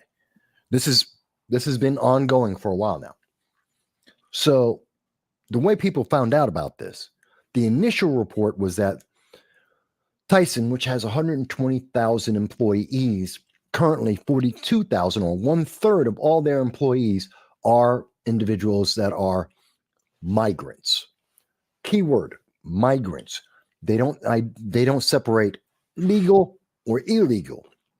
Although we do know that via Tent, they are providing legal services, lawyers, to work on the immigration status of at least some, they will not give an exact number, of their migrant workers. And they came to New York specifically to hire Venezuelans, Colombians, those from South America, were specifically targeted for a $16.50 an hour job in Tennessee that comes with not just the moving expense, not just the paycheck, but also my immigration lawyers to help them with their status in America, which is a problem. And this is while they're closing the plants in Iowa, while they're firing people. And they have said that they want to hire. Now, this is where it gets tricky because they initially reported 52,000. Their target was 52,000 illegal aliens. Again, the company only has 120,000 employees. They already have 40,000, call it 42,000 illegal immigrants working for them, and they want to hire another 52,000 migrants, but they're not expanding their workforce, which means Americans have to get fired. The story was retracted because 52,000 is incorrect. They want thousands up to, and the more recent reporting is saying 40,000, possibly 42,000 additional migrants, not 52. But so they tried to bury the story saying it's not 52. We're not going to fire 52,000 Americans, but they might fire 40,000 Americans to hire 40,000 migrants who might actually be illegal aliens. They're perfectly happy to do that. See, and even as Tyson has said in their press releases trying to stop this because they're in the middle of a boycott, they keep not denying that they want to hire migrants, in particular illegal aliens. They're not denying that, and they are increasing the people they are hiring as they are actually firing Americans. The only question that truly exists, how many? And according to reporting coming from overseas in The Guardian, the BBC, not as much in the United States, but the international press have isolated that number to approximately 40,000. In the United States, they won't even talk about it. Go ahead. So this is actually from their own people. Mhm. Tyson officials say about 40% of their employees would be eligible to enroll in this program and pursue citizenship. Here is Tyson actually admitting, and this is January 27th, 2022, admitting that they have this program, and it's called the Immigrant Connection Program. They paused it briefly during the pandemic, and they've relaunched it. Mm-hmm. Yep, makes sense. Well, that kind of dovetails with what Frank was talking about, right? With their argument over the case law recently come out about the natural rights and foreign nationals on U.S. soil. Because if they were able to argue that, then programs like what Tyson is using would have more standing in the courts to argue for a expedited citizenship program for these foreign nationals to make them useful to the country. But I don't think that corporations really want them to become citizens. They want to be able to offer the promise of it, but they don't want to actually deliver on it, because then they can't do bad working. Then they would have to actually follow American work standards, because now they're employing citizens again. Not the work standards. That's not the problem. The union is the problem. Right. They don't want them if they have the equal status as an American citizen, then they have the right to unions, and that's what they're trying to. And I guarantee you, you look at the jobs in Iowa, you look at all the jobs that they're firing, and then you look at the factory in Tennessee, and the first thing you'll see that's different: union jobs. Union jobs in Iowa are being fired. Tennessee jobs, not union. There's the difference. And that is more than enough to make up for having a team of lawyers working on 1,000. They're not giving each and every illegal alien a lawyer individually. No. Well, you've got this batch of 100. Your law firm, each of your junior lawyers have 100 of these illegal aliens, and you're doing it as a class action filing for these groups of hundreds of illegal aliens all getting the same representation. And that's how they're doing it. It's cost effective to them. Well, okay. The Perry plant in Iowa that Tyson closed down, 1,200 workers. Yeah. 800 to 900 of them were union members. Did I tell you? Yeah. They're getting rid of the union workers. Oh, but Biden's a union man, right? Biden, for the union. Yeah, no. Well, as pretty much anybody that's a regular of the show knows, I'm no big fan of unions. In fact, I actually despise unions because I think they are a scam. I see them And as if you another really layer look of at bureaucracy. unions literally legalized organized crime, but that's beside the point. It's another layer of bureaucracy between the worker and his paycheck. Yeah, it Really? is. Yeah, but this is, I can tell you why this is happening right now. And Tyson wants to hide this, and they are going to desperately try and hide this from the American people. They're going to do everything they can to do so. And part of the reason why they're doing it, where is it? Here it is. It comes down to something very simple that a lot of people won't even notice. Because right now, Joe Biden, Ohio primary results. I know no one's paying attention to primaries anymore. Everyone knows they're all done. Yeah. 456,000 voters. 456,000 Democrats voted for Biden in the Ohio primary. 889,000 Republicans voted in Ohio for the primary. 889,000 versus 456. You're talking almost 2-1.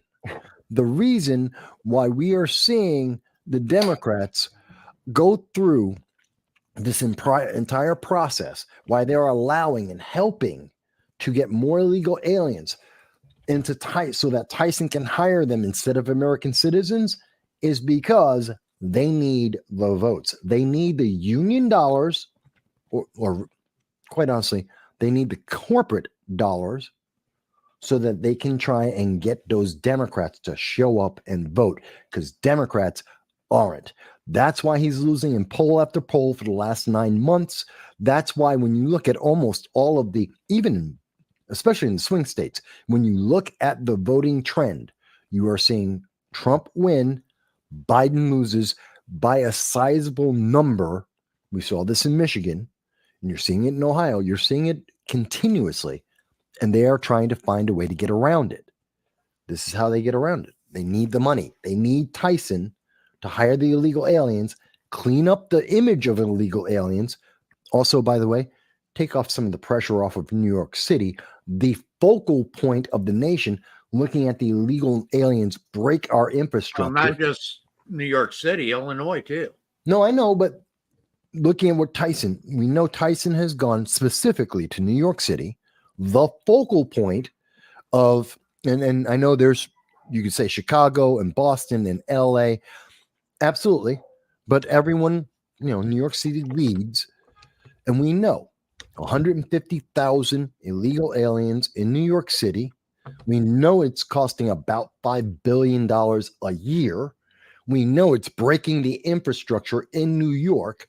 So if they can take hundreds, if not thousands of these illegal aliens out of New York City, it takes some of the pressure down on New York City, and that lessens some of the stories that they have to deal with in the news about illegal aliens and the border. It helps Tyson get cheaper labor, which turns into donations to the Democratic Party. I mean, when you actually break it down, it makes a lot of sense why Democrats are in favor of this. It's really evil. Not only that, it also helps with the power layout, because then they could redistrict Ohio for extra voting districts for Democrats. So the DNC would actually make out, because even if they're taking away from New York City a population, they're placing that population that's going to be counted in the census in Ohio. It's going to get Ohio more. Not Ohio, but in Tennessee. Well, Tennessee. But you're right. The premise is the same, is that there's going to be, you're going to have a what is theoretically a red state that has so many congressional seats being sent to Congress for the GOP, and now all of a sudden it's going to flip blue because there's going to be extra districts that are sending more elected representatives that are going to be from the DNC, just based on population alone. That's why this is from Wisconsin News. Mm-hmm. Okay, Tyson uses migrants to fill unpleasant jobs. That's always been a load of shit. Okay, I don't care. Tyson needs to fill 52,000 factory jobs. Some of them are not very pleasant ones. The company is now looking to hire some of the 180,000 migrants that have come through New York City over the past 2 years. Yeah, that's the full story. Tells you there. You know the numbers. And this is why I can explain it, because it's very obvious what they're trying to do. Reduce the number of illegal aliens in New York, cheap labor. They can sit with lawyers with these people for a decade, and it's still going to be cheaper than having union employees. It's cheap, easy labor. It helps the Democrats win. It takes pressure off of them because it looks like, and I guarantee you, if they took 10,000 illegal aliens out and moved them to Tennessee, you're going to see Eric Adams and Kathy Hochul turn around, the Democratic governor and mayor of New York City. You're going to see them turn around and go, see, our policies about dealing with the illegal aliens, they worked. Look, the number has gone down. We're geniuses. They'll never mention that they were hired by Tyson or that Tyson fired American citizens to hire them. They will never mention that. They will just say, see, the number went down. We're doing great. We did something. We're great. Therefore, you should vote Democrat in this next election. It is a manipulation on multiple levels in multiple manners against the American people. It is evil. Oh, and on that other note, they have, in order to try to shore up this election even more, when Trump was actually talking about hits to the union-based auto industry, Yeah. and said that it would be a bloodbath for them if Biden is reelected this year or this term for another term. They just pounced all over that, trying to claim that Trump was calling for violence if he didn't win the 2024 election. The irony being that the violence will definitely come from the left if they lose. You know, that's the irony. The violence always comes from left. Here's the thing, okay? And a lot of the pundits on that side of the anti-Trump crowd have tried to claim, well, whenever do you use bloodbath in a normal conversation? Oh, God, we can go back years. Talk about sporting events where they say, did you see the game last night? Wasn't that a bloodbath?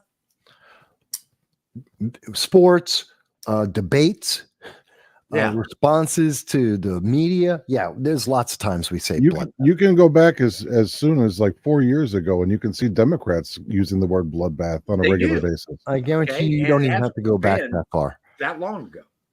Okay. Back a month, and you'll see someone talking about, look at the State of the Union, look at the debates or any of the primaries. I guarantee you someone said, and looking at Joe Biden versus Marianne Williamson in the Democratic primaries, I guarantee you went to state after state looking at the local papers, you will see, I don't know, a dozen papers all talking about in their state, oh, this was a bloodbath. Biden beat her by 98%. Repeatedly. And they said that's just a bloodbath. Of course they did. It's like using the word decimated. Like when people finally, realize what the word decimate means, it's like one in 10 dies. In order to portray Trump as this violent revolutionary, or violent insurrectionist, they literally from day one have been taking things that he's said out of context. They did it with Charlottesville. They've done it with numerous other things. Yeah, and it also, including January 6th. It also, go ahead. No, go ahead, Mike. I was going to say they did the same. This isn't new. They did it to Sarah Palin. Remember the crosshairs? Right. Yeah. Every couple of elections, they come up with this same idea. Oh my God, the right is so violent. Listen to this. They're talking about fighting. They're talking about shooting people. Common sports analogies and descriptions and expressions. Metaphors. And they're like, oh my God, but this time it means literally violence. No, it doesn't. It's the same damn thing you said But 3 yeah, months ago. who's the one that was responsible for the 2020 riots? Antifa? Where we saw stuff like what I'm getting ready to put up. Antifa? And the left. focus, well, Good. he's typing. The focus of the word, right?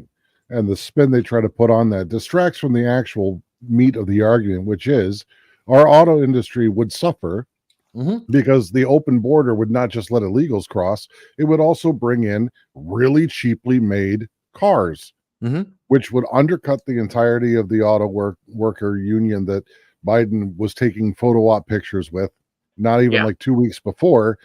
And you would see our entire economy gutted. Mobility is one of the largest, besides some of the tech sectors in terms of manufacturing. Automobile manufacturing is one of the largest manufacturers still left in this country. Well, see, now you're talking about the context of what he said, which they focused on. At the time, they actually had 2 statements that Trump had made. I know because I covered this Sunday when they did it. Yeah. And the Sunday live stream, I literally covered in real time how they were going to use Bloodbath as out of context, which was talking about economics, had nothing to do with people, had nothing to do with policy. It's about economics, and in particular, Bidenomics. And they took it out of context, removed all the other words in the paragraph of what he was talking about, and only used, he said, a bloodbath. Well, that's one word. What context did he say? What's this bloodbath about? Well, he was talking about, the economy and cars, but that's not important because he said bloodbath. He said the word. Oh my God, it means violence. It means the world's going to end, World War III. No, you hyperactive nunts. It's stupid. Oh, look, mostly peaceful. Yeah. Oh, yeah. Look at that. BLM and Antifa and the far left. Socialism, which still happens right now in autonomous zones everywhere across America. But you can't call any autonomous zone. The defenders of the Atlanta forest, you can't call them bloodbath or bad people, even as they try and burn down Atlanta and the property of Atlanta. You can't do that. You can't say that about the autonomous zone in California. It's by that college. I forget. It's famous. Berkeley? Yes. Berkeley. The Berkeley autonomous zone that exists right this second. You can't say that about them. You couldn't say that about the Minneapolis autonomous zone that existed for more than a year, and they were having shootouts live as the news were reporting. You can't say that these are violent, terrible ideas built on the policies of the left. You can't say that because, oh my God, some snowflake, some leftist is going to feel bad, and that's worse than death itself. And so the audience is clear. When you have an autonomous zone that basically ignores or renounces every piece of American legislation and control and influence, we call that an insurrection. That by definition is by definition an insurrection. Yes. And it's driving Biden nuts. Okay. Biden trails Trump in battleground polls. Behind the scenes, Biden's grown angry and anxious about the re-election effort. Okay. He sees the writing on the wall, and no matter what they've tried 91 indictments against Trump. And basically they're failing. Trump keeps growing stronger and stronger in polling. With this effort right now, with them trying to seize Trump assets if he doesn't pay the bond that he's almost $500,000 bond that he's required to pay to appeal his case. That starting Monday, Letitia James has said that she is going to start seizing Trump's properties. No matter what they have tried, Trump is still gaining support. And the more they try, the faster Trump's support seems to grow. Because it's blatant why Trump is having the problems. None of the things that are going after Trump isn't organic. It's not because Trump is organically a bad person or organically doing something that people have issues with. They really aren't. We remember, see, the worst thing for Biden right now is we actually have a template to judge Trump by. We know what policies he passed. We know how he acts as president. We know how the economy was when he was president. We know how the international community reacted to him. We know how Iran and China and Russia reacted to him. And no matter how they want to spin these things today and to make us think World War III is around the corner, we're closer to World War III now with Biden than we were under Trump. And they told us every day that it was going to be World War III. And here's the funny thing. Yeah. Here's the interesting thing. Okay. Under Trump, North Korea quit firing its missiles. Yeah, they had rapprochement. They were like we're this actually close. looking to reconcile with South Korea. Mhm. They actually started the process. Yes, they did. Okay. Reunification China of Korea. wasn't threatening Taiwan. No. Russia was staying out of Ukraine. Yes. And the Middle East, Iran. even. Iran was suffering because of all the sanctions that were now put back on them. Right. Because he rejected the Iran nuclear deal. Okay. But Israel didn't have as many attacks against them. They had a couple, but not as many and not as severe. Yes. But, they always have some, but it was less. The numbers did reduce. And part of that was because of the Abraham Accords, where they got 4 of the Arab nations to sign a peace deal with Israel, and Saudi Arabia was next on the list. They were moving closer to almost unified peace with Israel, which would end almost all the fighting in the Middle East. And the only ones who were really against that was, believe it or not, Iran. Gee, what a surprise that Hamas, Hezbollah, the Houthis, all were trained by Iran, and Iran was the one person who didn't want to see the Abraham Accords move forward. Shocking. Yeah. So Grace O'Malley Grimm asked, how does it work with the 8th Amendment for Trump? When can he go for it? Does he have to wait until they actually seize his property, or can he do it now? I believe that he actually has a case for an 8th Amendment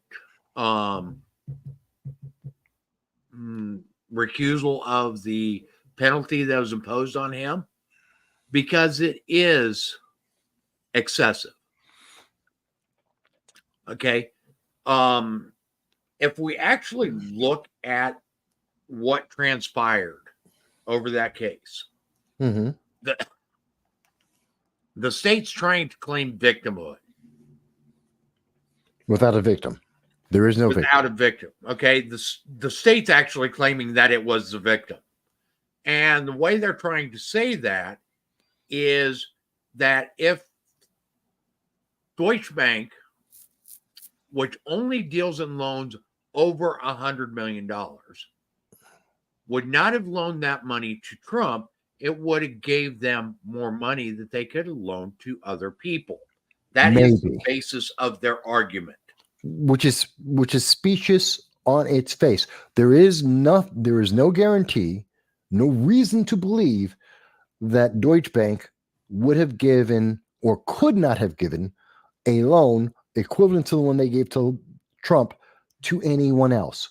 There is nothing there That's a That guess. in and of itself is false. Yeah. Okay. Because first off, the people that Letitia James is trying to claim were harmed were people of lower income status, which Deutsche Bank would have never have loaned money to begin with, because they don't deal with small loans. Right. They only deal with high equity stakes loans. Mhm. Number two, they're trying to claim that Trump falsely valuated his properties. Except Deutsche Bank, Made the valuation. under oath, said, we did not take Trump's word for the valuation of his properties. We had our own appraisers evaluate those properties. And even though our valuations weren't exactly the same, they were within a reasonable margin of error. Right. Which has to be documented according to the federal government of the United States to make the basis of the loan. It's documented. It had to be. On those grounds, right there, the case should have been thrown out right immediately. Yes. Now, the next thing, if Trump would have really committed fraud by wrongfully valuating his properties, what would he have gained by paying that money back on time? Nothing. He would have lost. Okay. So there is another strike against this case. Another strike is the legal team that was involved with this case. Number one, Letitia James only got elected to office because of her claims. I will get Trump. I will get Trump. That was her platform. That was her entire platform when she ran for AG. Mm-hmm. Okay. So when she is running for Attorney General, now the judge that was involved in this case is actually facing forced retirement for age. Okay. And he is in his last couple of years of being able to even adjudicate cases because he has surpassed the maximum age limit for a sitting jurist. Mm-hmm. Okay. There are so many things, red flags in this whole thing, that it should be immediately tossed. Okay. And if anything, as far as appeals go, there should be a stay placed on any asset seizure immediately. Should. And obviously, if we can see it, many lawyers can see it. And this is part of the reason why. Oh, and I've got one other thing. Yeah. Okay. By Constitution, any case, criminal or civil, with a valuation of more than $20 has the right to a jury trial. This trial did not happen with a jury. It was a judge only decision. Right. So again, these are part of the reasons why we're seeing that Trump is doing so well and Biden so poorly, because it is obvious to the common person, to the average American, that they are railroading Trump purely for politics, purely for power. And that's why we're seeing this. It's very clear.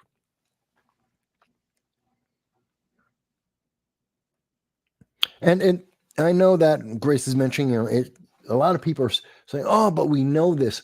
But it's still news. It's still happening. And the media wants you to be tired of this. They want you to be tired about all of this. They don't want you to talk about Bidenomics. They just simply want you to accept it and say, vote Democrat. They don't want you to talk about, hey, the Americans in Haiti. Do you know? Get this. Do you know how many Americans are in Haiti right now? You guys tell us. The answer is nobody knows. But what we do know, the thing that we are being told, and this is the funny thing. This is so funny. It's not funny. It's really sad because I've been arguing about this for a long time. Since the day that we started having this news, we've known that. Here we go. This is from. Oops, come on, there it is. This is from the Voice of America. We know they got 160 Americans out and another 30. So in total, 190 Americans have been taken and freed from Haiti, a nation that is going to hell in a handbasket because it's a hell hole. Okay, fine. But here's the problem. And Biden, finally, think about this. How many days has it been since we first found out that the warlords started to take over Haiti? How long has it been since they started shooting at each other? It's been about 3 months. Yeah, months.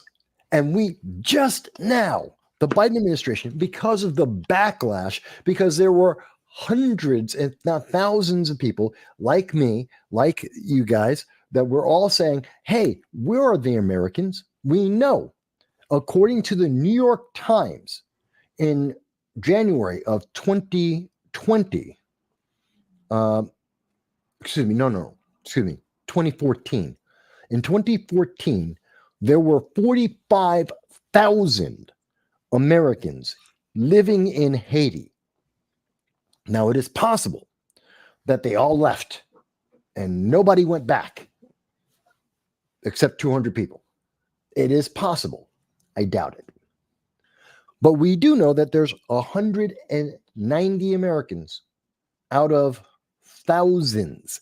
And I know that the number is actually thousands because, and I will show you guys, Haiti was a popular tourist destination. Haiti is a massively popular tourist location. Massively popular. And we know that there are 1,600 people who are asking for help to get out of Haiti. Notice the number just jumped by 10 times. 10 times as many. The Biden administration, and it's probably higher than that. And it is massively higher than that because they have thousands. This is just the numbers that we know of right this second.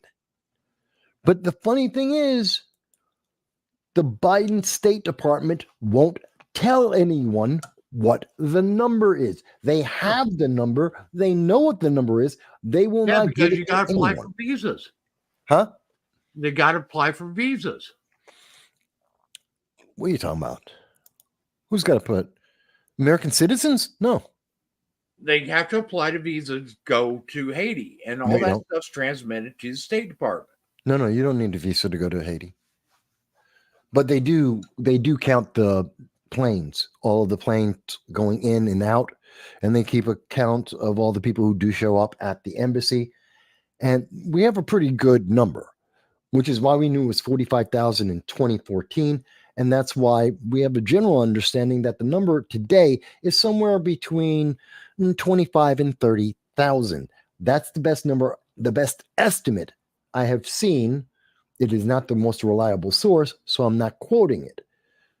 But we know that there are thousands, at least thousands, that are in Haiti. And the Biden administration finally got 160 people out after how long of people being shot left and right? And it's only because Haiti is more popular than Afghanistan, Ukraine, Sudan, or Gaza. That's the only reason why he's actually doing it, because people have actually heard of Haiti. People have actually been to Haiti. And that's the only reason why this is different. He doesn't care about American citizens. We could get all of the Americans out. It is as simple as this. All Joe Biden needs to do is go on national TV tonight, tomorrow, I don't care when, and say to the people of Haiti, to all the gangs, the leaders of the gangs of Haiti, we're sending in a C-130 tomorrow. It will land in 1 hour. We're going to pick up all the Americans. They're going to get on that C-130. They're going to fly back home. If any American military, if any American citizen is harmed in the process of getting on that C-130 and flying back home, the entire United States military is going to invade Haiti, and we're going to kill every single gang. Every gang. I don't care whose gang. I don't know who's the right, the good one, the bad one. Don't care. We're going to get rid of all the gangs. We're going to take over the entire damn island. Period. Done. So either the Americans leave peacefully, or we're coming in, we're taking all of you out. Thank you very much. The plane lands in an hour. I guarantee you, every one of those warlords will call a ceasefire. They will clear an entire path throughout each and every city and tell every American and escort them directly to the C-130s to let them get off the island without any harm, because they know that if we had a serious, strong leader, that we would barn stomp them. We're not talking about like Grenada. We're talking like how we used to barn stomp on nations and just go ballistic. We're talking about when Gaddafi was still around, we decided to drop bombs on his front door. We're talking about seriously going ballistic on these people, and we would get every single one of those Americans out of Haiti. We could. But we have a weak president who can barely remember where he is, and that's why it's taken us more than a week to get 160 Americans out of Haiti. And what is it, a 2-hour flight? 2.5? You're kidding me. This is stupid. This is embarrassing. Yeah, it is. Okay. And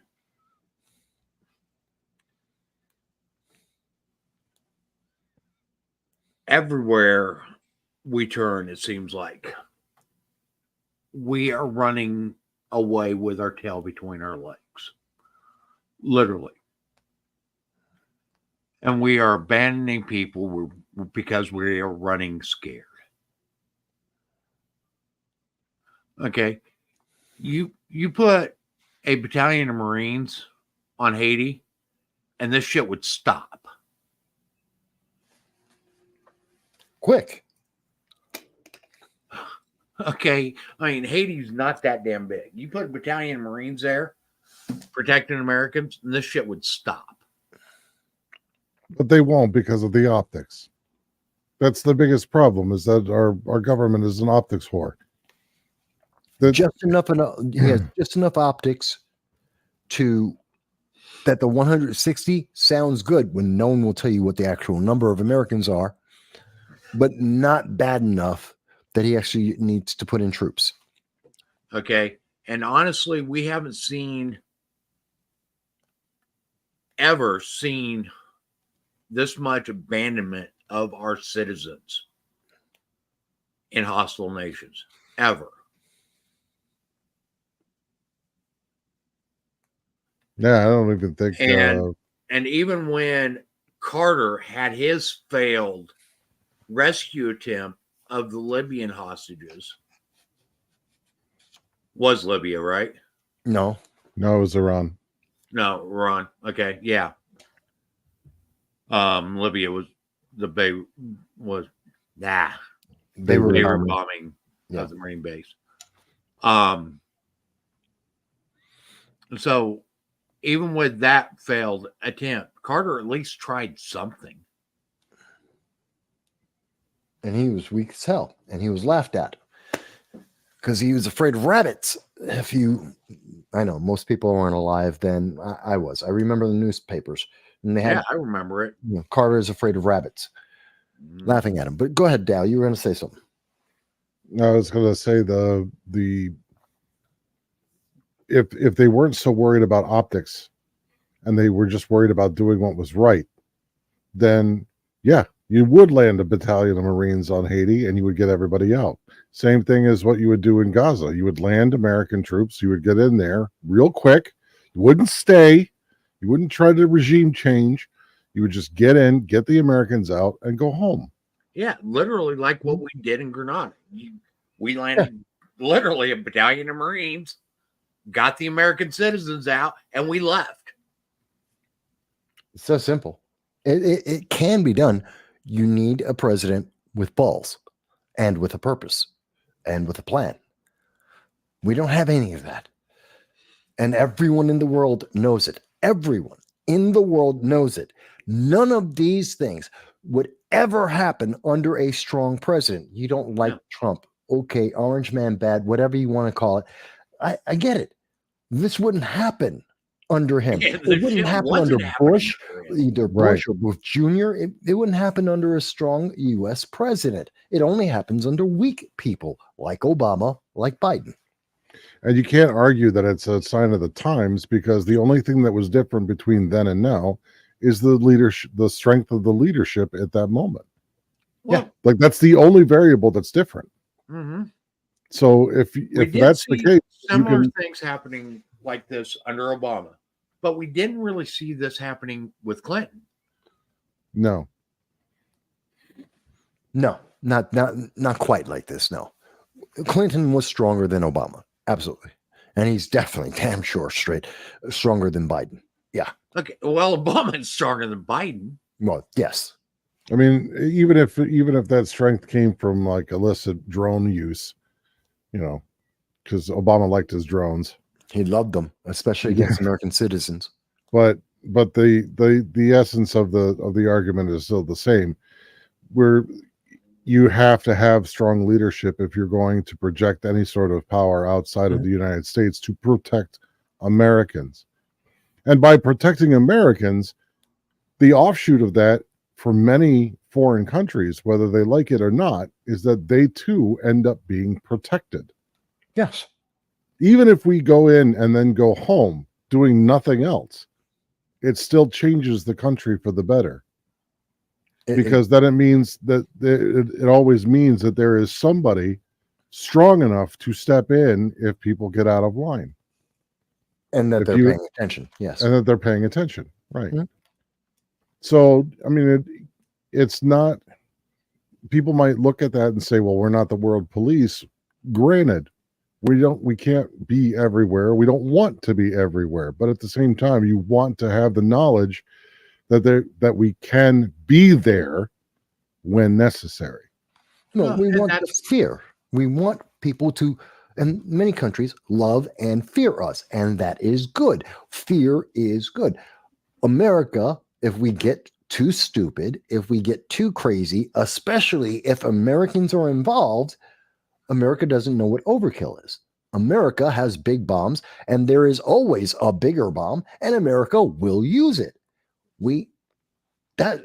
People laugh and they say, oh, see, Americans such cowboys. Yes, we believe in no such thing as overkill. That's why we have action films. We love having a bigger bomb, a bigger gun. And yes, we will use it. Don't give us a reason. It makes the world peaceful. I have no problem with that. Yeah, instead the weakness ends up, gutting us. Like, did you guys see the train mishap in Wasco, California? Happened either today or yesterday. No. There was a train hit a pedestrian in Wasco, California, and there was a homeless man that removed evidence from the scene. It was a severed leg, and he started to consume it on the sidewalk outside of the crime scene. Okay. It took him a couple hours, but they found him after he had eaten. A lot of problems with that. But I'm not surprised. And it's like, well, you talk about the strength. We can't even project strength within our own cities. To the sense that you are able to, secure a scene so that somebody can't go along and eat the evidence. Yeah, but see, look at where it happened. You didn't hear about that story happening in Texas, Florida, Georgia, I don't know, North Dakota. You didn't hear about it in either. It's in California. Am I surprised? No. If you told me it was Illinois or Chicago, Chicago, Illinois, or in Baltimore or New York City, I wouldn't be surprised. If you say it's in the state of California, I'm not surprised. Yeah. Because they're weak. They're falling apart. And they are absolutely obsessed with this progressive ideology that enables these kind of horrific stories. You don't hear about that in Kentucky. It doesn't happen in Kentucky. Not to say they don't have crime. They don't have this kind of stupid. No. It just goes to show, though, that people don't want to pay attention, because otherwise things like this, when they happen, there would be enough outrage that they would stop happening, and they don't. They continue. So one of two things is true. Either people just want to remain blissfully aware, or they just don't care. And so it will continue. No, I think people care because it's their home, it's their lives, potentially it's them. People care. It's the government that says, if you care, you're a bad person. So people don't talk about how they care. Because you're an instant-ophobe if you say we should be doing something about it because the government isn't. Well, something wrong with you. You're not caring enough. You're not compassionate enough. You're not enough of a snowflake that's been indoctrinated. So you're a target. You have to be ostracized and outcast. And no one wants that. So instead, they shut up. Well, I want to... Okay, we started talking about homeless because of that. One thing that's really interesting is the fire underneath the bridge by Shenango.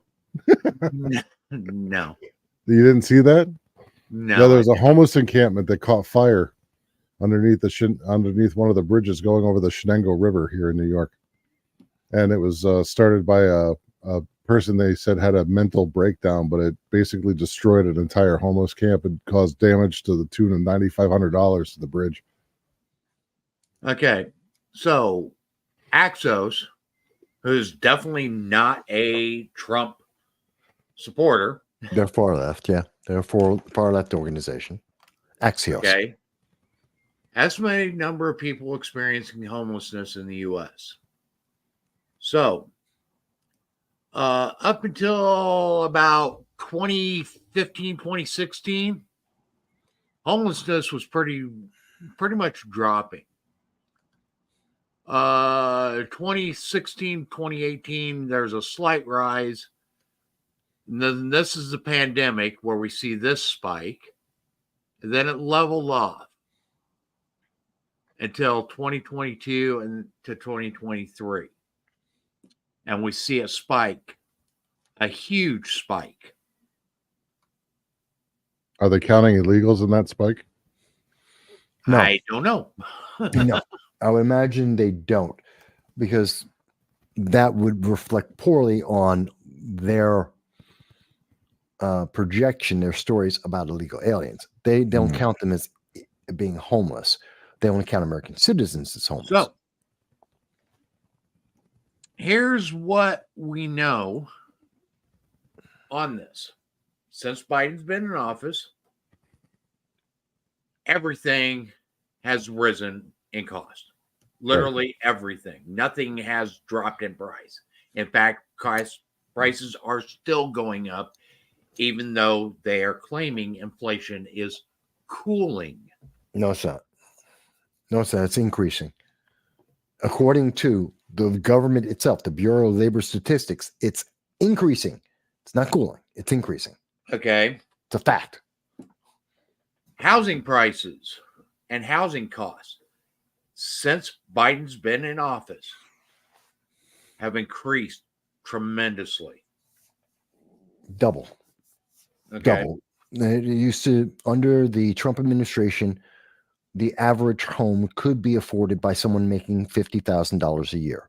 Under the Biden administration, that very same home now costs $106,000. You have to make $106,000 to live in the same home as under the Trump administration. Costs have doubled.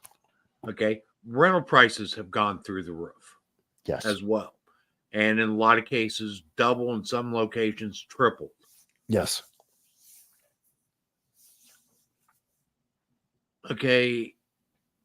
So if Biden is working from the bottom up and the middle out, Okay. why is homelessness increasing so much? Why are we having to pay so much more for everything? Okay. Because nothing works from the Wouldn't this bottom be up. beneficial to people that are super wealthy? None of this, you can't fix. You can't run an economy from the bottom up on a government level. Local community, maybe, but you can't do that as a nation. It doesn't work. Because poor people And don't build well, businesses. these are literally all the things. And I think some of this is to a certain extent intentional, because they are pushing stuff like UBI, universal health care, housing is a basic right, et cetera, et cetera, et cetera. Breaking the Constitution, breaking America's infrastructure. Mm-hmm. Very aggravating. So aggravating. But I am taking solace in the fact that the things, even though it's a week later, the stuff I was talking about on Sunday are actually hitting the headlines. It's the end of the week. They did it on Friday, most of it. Most of the news media are dumping the stories, but they're at least addressing them. That's a difference we haven't seen for about 2 years. That the stuff I'm covering on a Sunday in the live stream are hitting the mainstream, even though they're there for a blip and they're dropping them as fast as possible, but they're covering it. That means there's a glimmer of improvement out there. And I think I've said this, not sure if I said it here before, but for people who've never thought about it, let me give you a very quick understanding. Oh, matter of fact, I said Monday. I was on with Larry Sharpen. I had two libertarians beating me up. It was quite interesting. But I pointed out, you have all the power. People go, Mike, no, we can't. We can't change anything. Okay. Go to the Michigan primary. Trump had 759,000 votes. Biden had 632,000 votes. 100,000 Democrats, realistically socialists, they were part of the Democratic Socialist Party. They voted uncommitted, 101,000 of them.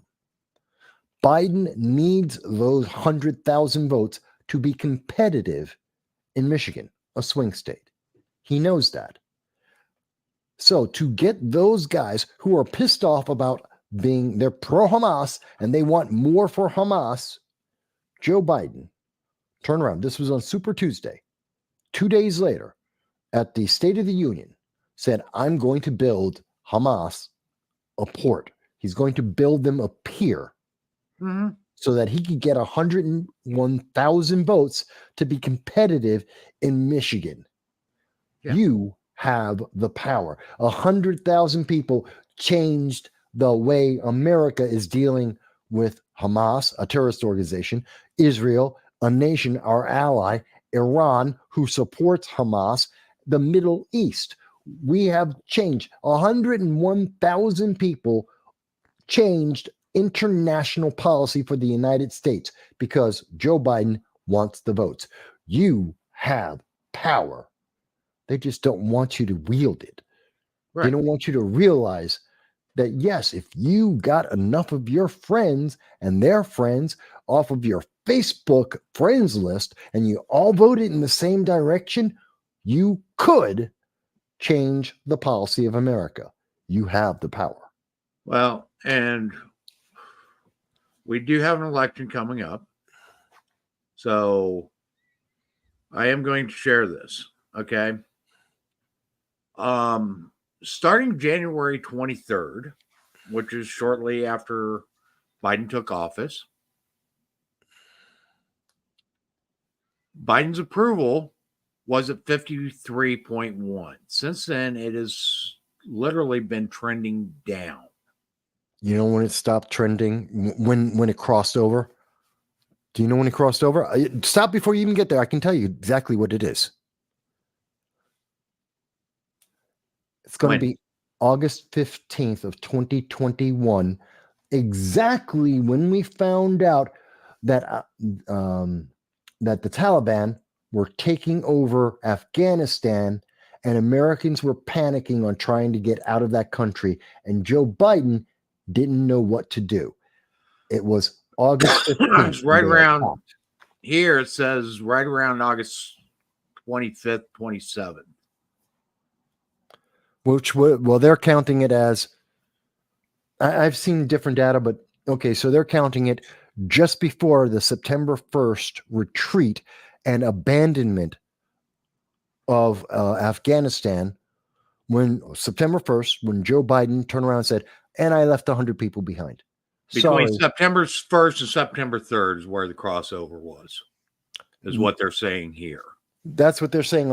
I've seen different lists, but okay, the one they're using, they're saying it's exactly when Joe Biden said, oh, and I left Americans in another country. We'll maybe get them. And we never had. And this only goes to March 22nd. And some of the latest polls show that he's holding at about 40% approval rate. Recently. Okay, he is not popular, folks. And the polling of the caucuses and primaries shows that. Okay. The numbers on the Republican side, even when they're trying to get Trump off the ballot in states that don't have open primaries, they aren't doing it. The numbers on the Republican side are far exceeding the numbers that are showing up on the Democrat for the Democrat primaries. Now, part of that could be that it's because it's an incumbent, but I think a big part of it is people that are showing that they are disapproving of what's going on in this country. Yeah. So we could continue this on even more, folks. We are at 2 hours and 47 minutes. It goes by fast, I doesn't a it? little bit late. But honestly, they are giving us so much to talk about. It is hard to do in just a couple of hours. And we really haven't dug into any particular topic very deeply. So, folks, do your own research. We can't cover it all for you. Learn what's going on. Because the more you rely on the media and the media spin, the more you are going to be lost when all this really starts hitting the fan. And we are headed towards that. We are just a few months into 2024, an election year, and this year is going to be unreal with what's going to end up happening. Monday, pay attention, folks. That's going to be a really telling day when Trump exceeds the deadline for paying his bond. And doesn't the Senate also vote? What happens over the weekend, whether or not the Supreme Court steps in or another court steps in and says, hey, no. That will be telling. Doesn't the Senate also vote this weekend or Monday on the $1.2 trillion spending bill? They were already voting on They it. were actually voting on to tonight, and I think Jan said that they did pass that. Yeah, I thought I know had the passed House it. did. I thought they were sending it to the Senate. Okay. Oh, the Senate, they're going to. They have to get to it as soon as possible. They can vote on it over the weekend. They can. It depends on the optics they want. Yeah. It won't make it through. But, and that is typical election year politics anyway on that. Okay. The Republicans are saying, well, Democrats are spending too much. And Democrats are saying, well, the Republicans are standing in the way of us passing a budget and they're going to shut down the government. Back forth. We literally go through this, not even on an election year. We go through this every year. Okay. And depending on who's in power, the other side is trying to point them out as the bad guys. Literally, this is why America has been downgraded twice. Once under Obama and once under Biden. Literally because of the games they're playing with the economy right now. Now, just imagine, we just got done talking about how people's voices can exponentially be magnified if they vote together. What would they do if the American populace just finally stood up and said, hey, no more foreign spending. This is the budget we want. Make it happen. Well, that's the thing is we've got too many people on one side that wants government just to print money and spend everything it can. And then we got another group on the other side saying, hey, government's spending way too much. Stop. You will never get a consensus because there's too much free stuff. Mm-hmm. And that's it exactly. And if you watch, I don't care what side of the aisle they're on, watch every representative and every senator will report back to their state bragging about how much money they got for their state from the federal government. Well, yeah, everyone does. Yeah, it's standard because free stuff, never free, but they never tell you what you're paying, what the cost is going to be. No, they don't.